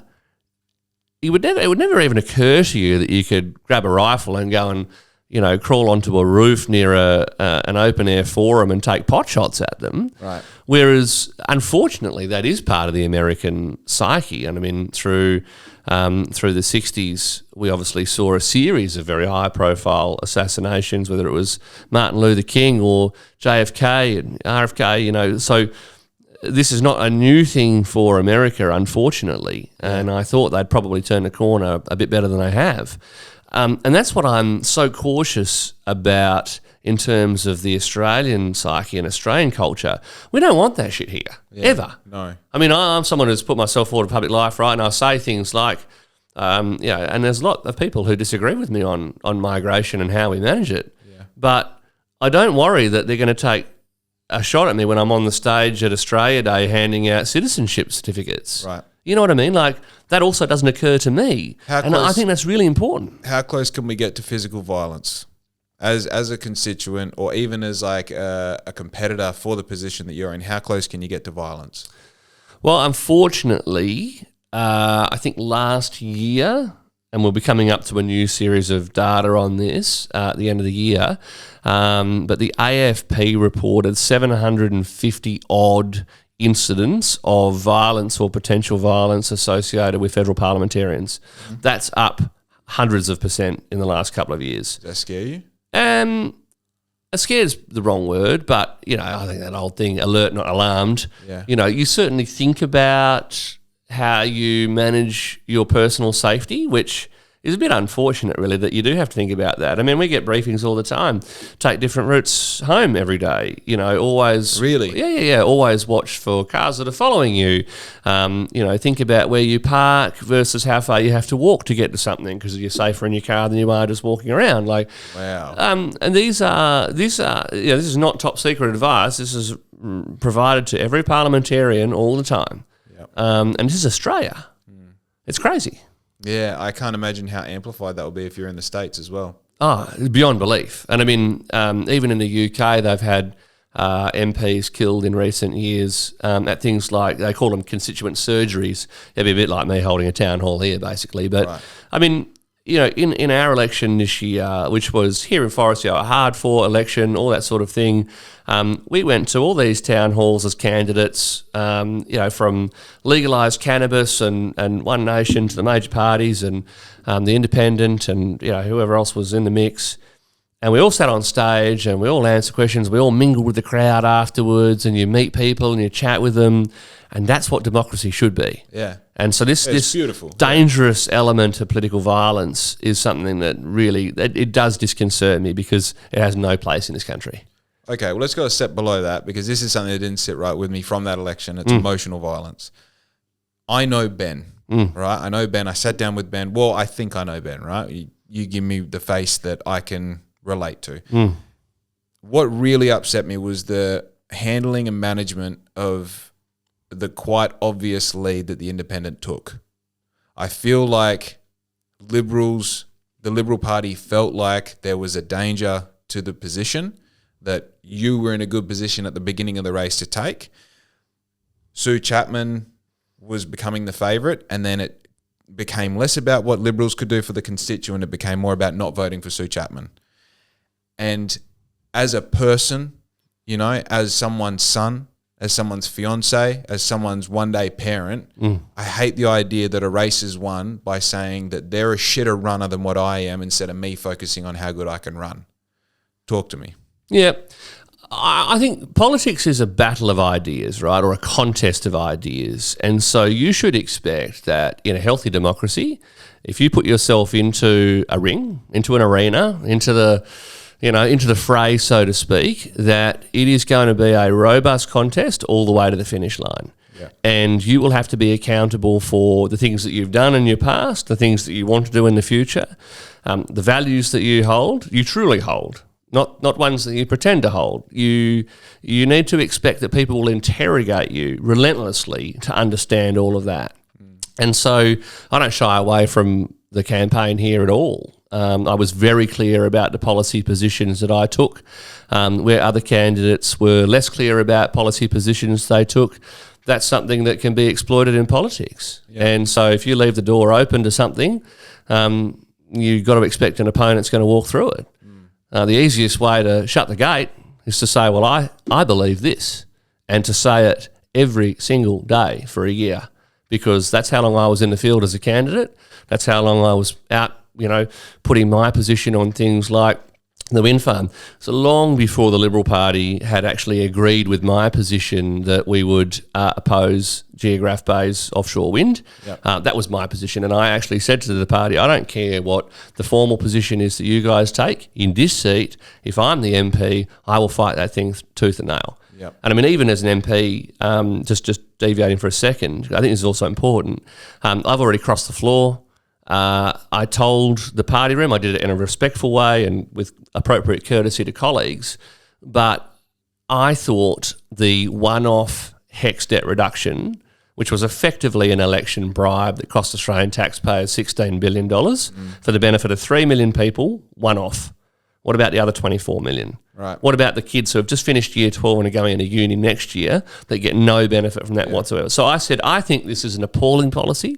I think it's grossly unfair, and I'm going to vote against it. And I did. And the party position was to support it. Yep. So through the whole process, campaign and now, having fortunately got into office, I'm calling it as I see it. Yep. And I'll continue to do that, like I say, because I'm not terrified of losing. You did say that on our previous podcast. You were happy to, the quote is, walk the floor. Cross the floor. Cross the floor. Yeah. Which you educated me on what that meant then. Obviously, I forgot about it.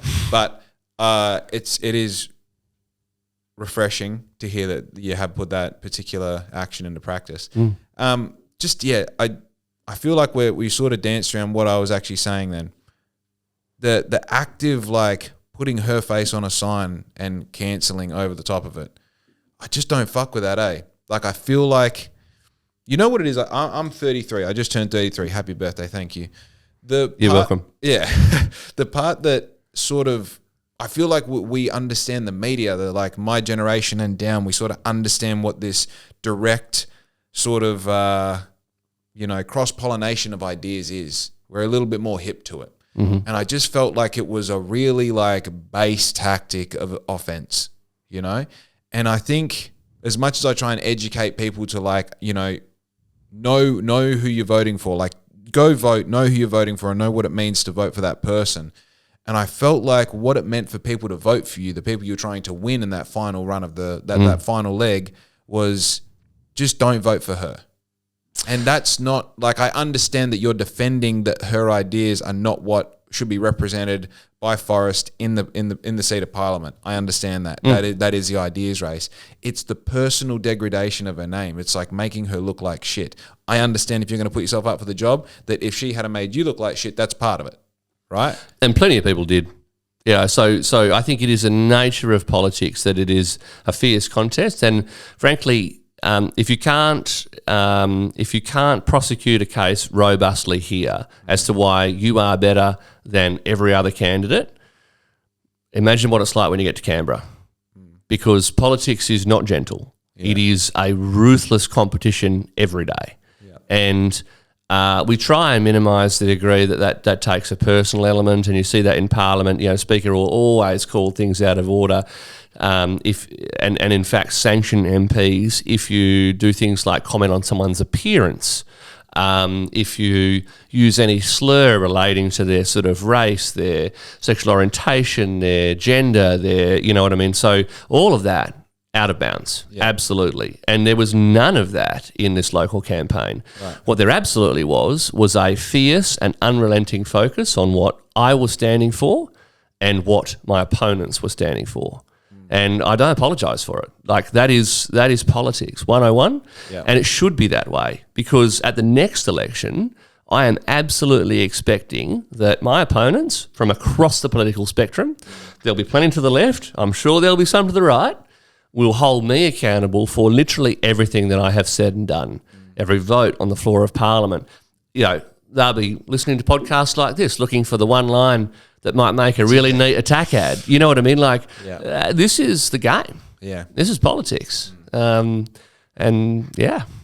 Yeah. Yeah. So, okay. Yeah. So they're my bounds as well. You know, so to be honest, if you rule out of bounds something that is indecent because it is deeply personal, but you consider that a person can be attacked for the values they hold or the policy positions they represent, that is absolutely within the rules of the game. That's not a push in the back. That's just a full-on screamer. It is what it is. So, respectfully, you don't lose any sleep at night for the way that Sue Chapman was represented in that campaign by the Liberal Party? Not a wink. Okay. Yeah, it's a question. Yeah. You know, and it's something that, you know, I don't know, personally, like, you know, I've welcomed you into my house. We've sat down. We've talked. We've laughed. You know what I mean? Like You haven't cried, which is, you know, we're not there yet. You know, we have a bond. Yeah. And there was a certain piece of that when, like, you know, stab, and it's not that I think Sue can't take it either. Sue's a powerful woman. She is, in every essence of the meaning, a powerful woman. I was like, fuck, I'd rather you tell me that you're going to make my life better than make her life worse. And it is something that, you know, you sort of, I don't know. I was happy to see you win because, I know this person. I got to have a conversation with this person. Now they're in that position, and maybe I get to, you know, have this experience again. This is really cool. Just that part that sort of sat with me that I didn't like. And I've looked forward to having the opportunity to ask you about it. And yeah. It's just it's a very human conversation. It is a human conversation.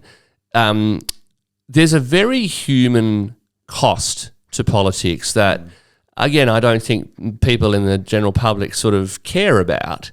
But when people win, lose, and in politics, I've lost, won as well. But losing my Senate spot was really hard. You learn a lot from defeat, but there's always these individual human stories behind every momentous occasion in politics. So whether it's a local campaign, it's a change of government, or it's a minister losing their job. So, I just said minutes ago that I thought the Minister for Home Affairs should be accountable, i.e. should be sacked for the failings over recent events in Australia. You've got to think about what that actually means. So a cabinet minister probably has something in the order of 20 to 25 staff who would all be immediately sacked as well. Really? I didn't know that. Yeah. So you're talking about someone's career, but there's a whole bunch of people around them who depend on that person for their careers. Right. So, there's I think they get about 8 weeks of pay to sort of tide them over to hopefully find a new job and blah, blah. Right. But you make no mistake, mate, when someone gets sacked in politics, there's a bunch of people that lose their jobs too. Wow. So if I was to lose the next election here, there's 5 staff in the electorate office who would all lose their jobs as well. So politics has a human cost to it. And the rules of engagement when you participate in the process, so you accept that that's what it is. And no hard feelings. Like I say, you lose an election, you see your name scrubbed off the door and you walk out with a cardboard box like your staff. That's just how it is. Yeah, there's that element of it, like looking at local government. It's just like, man, I'd love to be a part of the conversation, the discussion, all the accolades that come with it. But the first person who's like, man, fuck that tattoo dude. I'm like, oh, man, please don't do that, And like, I applaud anyone who even puts their hand up for the job, let alone gets the job.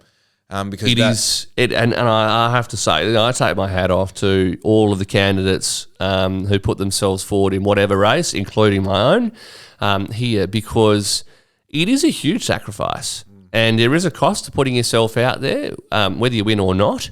And I think that it's a real indication of someone who actually believes in the service element. Yep. And we need more of it. Our democracy is stronger when these races at all levels are fiercely contested. Yep. And I think that people are paying more and more interest in their local government representation now, which is great.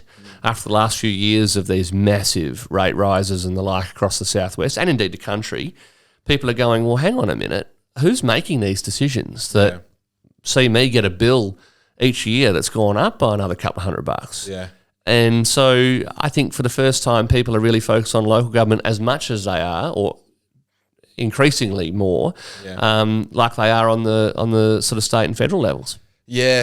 That when you're talking about one side is the civic duty of the person who puts their hand up. I think that's such a unique thing to happen. Like having Jason as our mayor is so good, because usually the person who should do the job doesn't want the job. You know, they're quite happy in their business or in their life or in their, applying their excellent decision-making process and management of people and oversight of things. They're applying that to something that actually directly benefits them, probably financially or lifestyle or both. And then to go and put their name up, put their hand up to be that person, run alongside other people who want it for the right or wrong reason, or maybe better or worse than they are. That's one thing. The second thing is that you're exactly right. Those people who ask me who should I vote for, whether it's local, whatever, like local, state, federal, the reason that they're asking is because they're fucking sick and tired. They're like, oh, the through line between my shitty life and it getting better is the people who we're voting for, right? And you're like, that's it. Bang. That's exactly it, right? Now, the reason you should vote for Jason is because he cares about homelessness. He cares about CBD activation. He cares about rate rises. He cares about the things that matter to you and that do, contribute to maybe the positive or negative feelings that you have in your life, right? I'll give him a shout out because, so it's past the election now, but because I don't want to sort of try and interfere or influence other races, but I was on the main street of Bunbury, just down the road from my office, not long before the local government elections in October.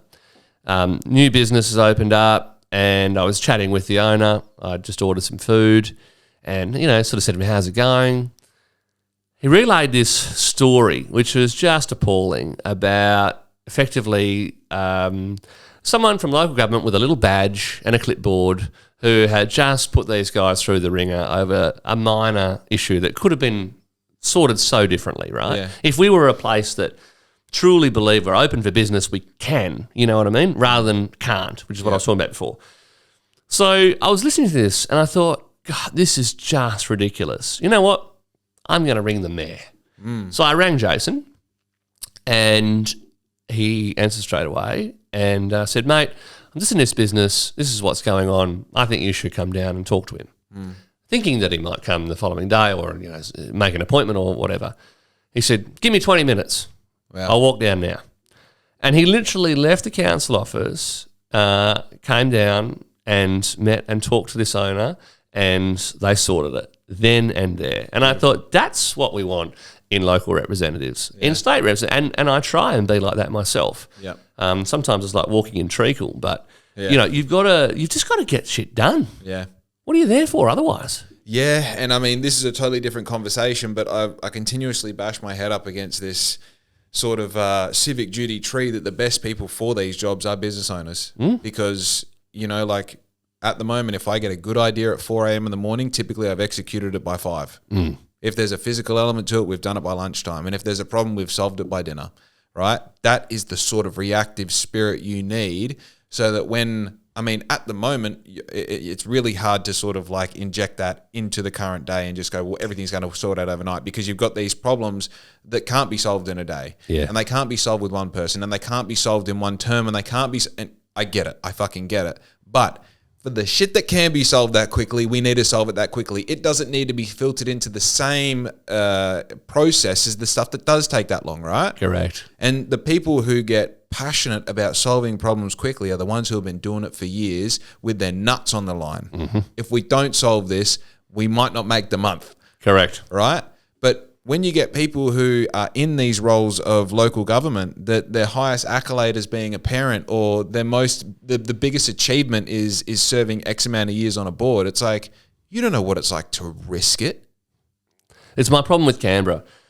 You've now got what I call second generation public servants, in that these are folks who grew up in Canberra to parents who work in the public service, school in Canberra, uni in Canberra, got their first job now in Canberra in the public service. Yep. So for their entire lives, money's appeared every fortnight, regardless of whether KPIs were met or not, regardless of whether the economy was up or down, regardless of any external factor.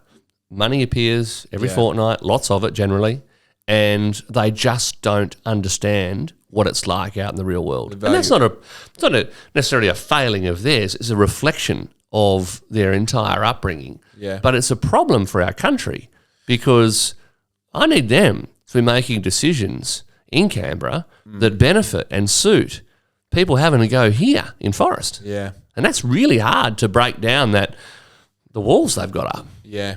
Yeah, and the worst thing that's happened to you is the worst thing that's happened to you, right? I said this in my most recent podcast. Like, for me, when I left speed skating as an athlete, I was like, I didn't know who I was. I had an identity crisis. Didn't know what the future held. I used to know what was going on then. I didn't know what was going on. Worst thing that had happened to me, 18 years old. There were people who lost their parents from 2 planes flying into the fucking World Trade Center towers, right? Worst thing that's happened to them, worst thing that's happened to me. Is one worse than the other? Absolutely. But to the individual, is it? No. So in relation to the parent, to the child of a, government person, fuck, my words are not coming to me today, I'm sorry. But a government official, the child of that then grows up in that environment. You're like, well, I'm not, like, I get how you got there, and I'm not mad that you're there, but a little bit of culture wouldn't go astray. A little bit of going to sleep rough might give you some character that might help you in the process of making these decisions that affect millions of people. Culture is king. It's school graduation season at the moment. I've been to lots of them recently. I went to one of the largest primary schools in the Greater Bunbury area. I won't name it just because of what I'm about to say. I've been to the school before at the invitation of the principal and the head of the PNC. They wanted me to come and, talk to them and blah, blah. going back a second time to the graduation, very large graduating class, and I was seated next to the principal for the ceremony. And I said, this is a real insight. Graduations are a real insight into how each school has such a different culture. Yep. Some good, some less good, actually. But these guys are relatively low to middle socioeconomic, and they've got a great school culture. They get badges like you do at Scouts for different levels of achievement. And so, for volunteering and for extracurricular and blah, blah, you can unlock diamond. So some of the kids got a diamond badge. And, Wow. it was sort of getting young people, primary school kids, to continually strive and aspire and achieve no matter what their family situation. And I thought that was really good. But talking to the principal, I said, it's great to see the kids just so proud of what they've achieved. And he said 5 of these kids have been taken off their parents this year, and one of them has a parent overseas at the moment in a coma. And I'm looking at these faces, little happy, smiley, year 6 kids about to go off to high school. You never know what's going on. You never know the rest of the picture. But that culture, the culture that you can build to bring the best out in people, even though they've had a really shitty start, it's pretty powerful. It is. Yeah, it's, man, one of the burdens of growing up and having experience to reflect on and being able to have hindsight and look back, and you realize how shaped you are from the experiences you had, and then also reflecting on the people around you who are doing it so much worse.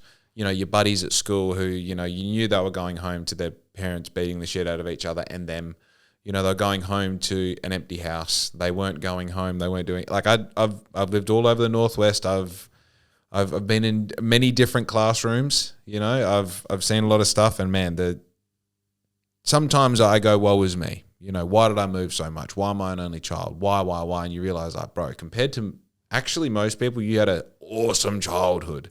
Awesome, filled full of experiences and things that you can take away and learn from and see them as growing opportunities. And then some people, the people that I just referenced, those 33-year-olds are in, if not the same, very similar positions now. But this is the power, I think, of, you mentioned you went to Southwest Community College and spoke to those kids. At that same graduation, there was a former student of the primary school who had the night before graduated as a doctor. So fully fledged. Oh wow! That's starting new job at a hospital. Blah blah. And to see the look on their faces, they were looking at the principal went up to give his address, and said, "I'm," and I thought, oh, here we go, another one. I've heard 40 principals' addresses in the last month. Yeah. And he said, "I'm going to do something different today.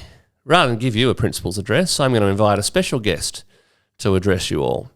This is, he said the student's name, who was a graduate of this year and last night became a doctor. Yep. Come up to the stage. And this young, successful doctor from that very same primary school who had sat on that stage 12 years ago was there as living proof to these kids that they too could do it. You know what I mean? Yeah. So where you do it, where that former student bothered the day after his own graduation in Perth to drive down and talk to his old school, that's the sort of leadership that I think moves the dial for people. Yeah, 100%. They remember that. And so I think it's powerful. People should never underestimate the power of trying to be a role model, even if it's just someone young that you take under your wing at work or at the footy club or whatever. That sort of mentorship is really powerful. Yeah, I first got exposed to the quote, "The standard you walk past is the standard you set," at Iluka Resources when I was a process operator between ages of 19 and 21. And I really, when I first read that, I'm like, oh, that's good. That's good. I have this weird thing that happened when I was early teenage years. My dad gave me the job because we lived on an acre and a half or acre and a quarter of picking up the sticks in the yard. And the problem with picking up the sticks in the yard is the job is never done, dependent on the definition of a stick. Because a stick is everything from an entire branch that's fallen down to a twig, right? So if you go, anything a foot long and bigger needs to be collected and put into the bonfire area, all the sticks in the yard. Problem is with a place that big is by the time you've done everything down the back, you've got up the front to worry about and vice versa. And it continues all year round, keeps going. And if you're done, change the definition of the stick to a twig and now you keep going. Yeah. Right? So I remember very clearly having the thought of like, I knew it was my job and I was walking down to feed the chooks in the morning. And that was the thing. You didn't have to keep doing it all the time. But if you're feeding the chooks, if you're doing something with a dog, or if you're in the backyard, just pick up the sticks as you go around, right? One of those things that was majorly a problem for me to realize as just a job that I was going to do and be unrewarded for it. But as a 33-year-old man with a business sitting here, you go, wow, that was actually a really big learning curve for me to realize the responsibility that you have to where you live, to your community and so on. So the thought process there was the standard that you walk past is a standard you set. And when I walk past a stick that I know that should be put in the bonfire pile, but I don't, that's when integrity gets involved. Because now you're like, well, if that's all right, then what else is all right? Yep. Maybe I don't tie my shoes up as tight as I need to go. It doesn't matter. Maybe I don't indicate when I go around the corner. It doesn't matter.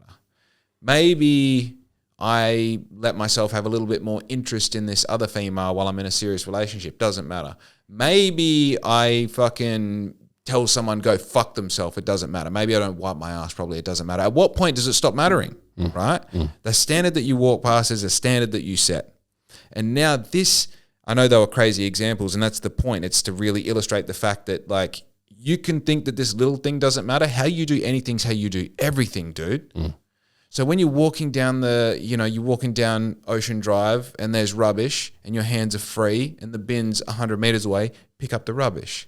Because it's not even about your community and your space there. It's about the person walking behind you that thinks like, oh, there's a cigarette butt here. And now all of a sudden, the 15 pieces of rubbish are sorted by 15 people that through the practice of something happening subconsciously love where they live more because they're taking ownership of it. Great. Right? So that role of being a role model is so much more significant than like being in a role of mentorship or having this actual duty to someone. It's having a duty to yourself. It's being a role model of the best possible version to Jake so that Jake follows the lead. Yeah. Right? Yeah. Bro, that's for free. That's my TED Talk. Done. It's true though. And I mean, people look to formal leaders all the time. And I think the more powerful ones are the people that are right next to them. 100%. We did touch before. I just want to circle back. The responsibilities that you take on, the accountability once you get elected into this role. One of the things that was a very big pillar that you stood on was the Busselton Airport. Yep. Can you tell me what has happened between you being elected and right now? So the Prime Minister's landed at the airport again in his RAF jet. And I've been pains to point out that these are folks, because the climate change minister's also landed there. These are folks that are happy to land on a government jet and then walk straight past a terminal that is bursting at the seams with people and do nothing about it. And I think that's a real shame. So I'm running a petition on my website. As I mentioned with the fishing problem that we've got here with the ban, the more you can show community engagement in something, that it's a real issue, the better your chance of carrying the day with a government. Yep. So running that petition on my website, sent out a community survey across the electorate to try and, again, get people to say, hey, this is an issue, and they have overwhelmingly. We're just going through all that data at the moment, and next time I'll be able to tell you exactly what it looks like in terms of percentages and the like. Given speeches in Parliament, I've engaged with the Minister, not successfully yet, but also making sure that my local stakeholders, like the City of Busselton, who obviously own and run the airport, they are continually keeping me updated with changes in the business case, so they know that I'm actually banging on doors in Canberra. I mean, it's a marathon, not a sprint.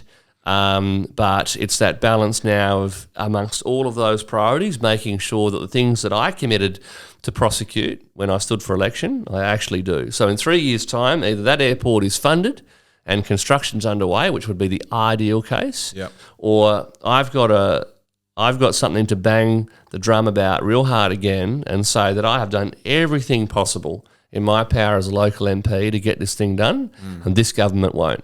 The way we change that is to change the government. Right. And it'll be one of those two things. Yeah. What is the ideal? So what does that construction look like? Do you want to see a bigger terminal, more runways? What does it look like? The great thing about it is that the airport runway is already upgraded to the extent that international flights are fully certified. Yep. So that runway, a lot of money's been spent on that. It is schmicko. It's ready to roll. Yep. Even the airside apron and everything, all the infrastructure is there and done. So all we're talking about is an upgrade to the terminal building. And it's costed out at about $80 million, which in one breath is a lot of money, but it's also correct. It is not a lot of money. Yeah. In the scheme of what the state and federal government spend every day, it is not a lot of money. And so that $80 million buys you an international terminal with the facilities like Border Force and Customs and Quarantine, because I think the opportunity for international flights, particularly starting from Singapore into Busso Direct, with passengers one way and produce the other, because it's just as important what goes out in the belly of a plane as to what's upstairs. Yep. But the Bustle and Jetty told me that 55% of their ticket sales to the underwater observatory every year, so I think that's about 750,000 tickets they sell a year. Really? 55% of them are to people from Singapore or Malaysia. Like, okay, the demand from that part of the world to come to our part of the world is huge. Yep. So let's upgrade that terminal building so it's fit for purpose. I mean, you've got FIFO flights leaving Bustle at the moment where they can't even let all of the passengers, i.e. our FIFO workers, through security at once because the boarding area doesn't have enough seating for them. Yeah. I mean, this is ridiculous, right? Crazy. These guys fly to work away from their families to work on the mines that generate billions of dollars of royalties for us, and we can't even get them something better than a shed. Like, it's ridiculous. You would think almost the obvious thing that screams out there is like, when does Gina step in and go, I'm going to build my own terminal for my employees? And this is a problem, right? Because where the private sector does stuff like that, it's never multi-user. Yeah. So they say, well, if I'm putting my money on the line, I'm not going to allow you to run your international passenger flights through there. Yeah. I want that exclusively for me. Yeah. So it is legitimately the role of government to provide common user infrastructure like this.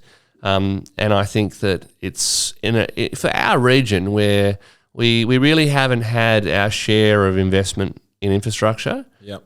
For whatever reason. I mean, $15.5 billion has been spent on MetroNet in Perth. Wow. $15.5 billion. Oh, with a B? B. Hectic. And we want $80 million with an M for an airport upgrade in Busso that would unlock the southwest, diversify the economy, and create huge opportunity for locals. It's a no-brainer, and yet we can't get it done. That's crazy.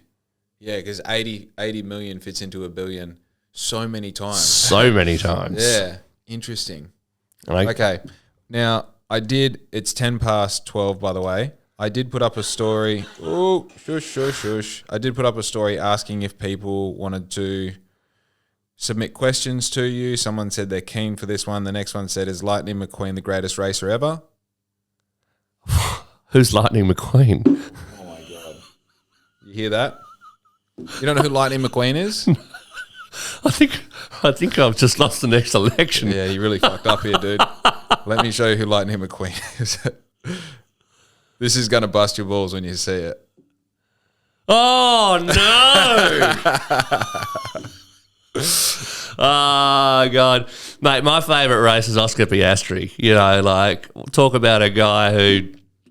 that close, right? So, yeah, I'm a bit of an F1 fan, and that was gut-wrenching. But anyway. I'm going to leave that up to the people to decide as to whether they should vote for you in the next next election. That was crazy. All right. We've touched on all of this. There was, I was asked to talk about tax breaks for wealthy property investors. Now, obviously, we've sort of brushed over the fact that you do have a volume of property. Yep. As far as tax breaks for wealthy property investors, we'd have to start from scratch because I don't have anything to really... Do you want to elaborate on that at all? Yeah, I can. So I don't think it'd be effective. The reason is for people who own a lot of property, and so I'm not a big property owner in the scheme of things, right?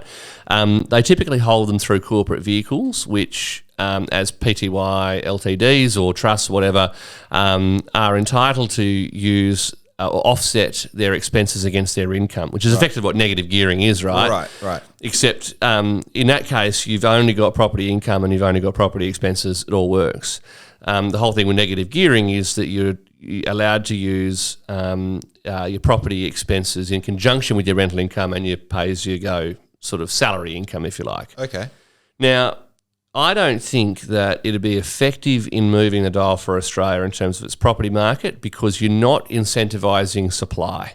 So we've got two problems. Not enough homes being built and too many people coming. Changing negative gearing doesn't actually fix either of those problems. You're sort of fucking with something on the wrong end of the equal sign. Yeah. Right. So that's why I don't support tax changes for property. And I think that the better outcome for Australia is that we've got an outcome where people think that they too can be part of a prosperous future by investing and taking risks and sharing in the upside of that. Yep. So I don't buy into this tall poppy stuff. The way that everyone gets rich isn't by making other people less rich and chopping them down. Yeah. It's by doing the hard yards like you do every day. Yep. So that's my complicated answer, hopefully made fairly short as to why I don't think it works. Yeah. Okay. Right. I'm going to give you, let's say, 2 to 5 minutes. If you can give me just the pillars that as a Liberal representative you stand on, if you want to give me like somewhere between 3 and 10 or 15 of them and sort of hit them in 1 or 2 lines, now is your opportunity. And this would be the thing that I would guess that someone might find some relatability and reason to vote for you in the future. Yeah.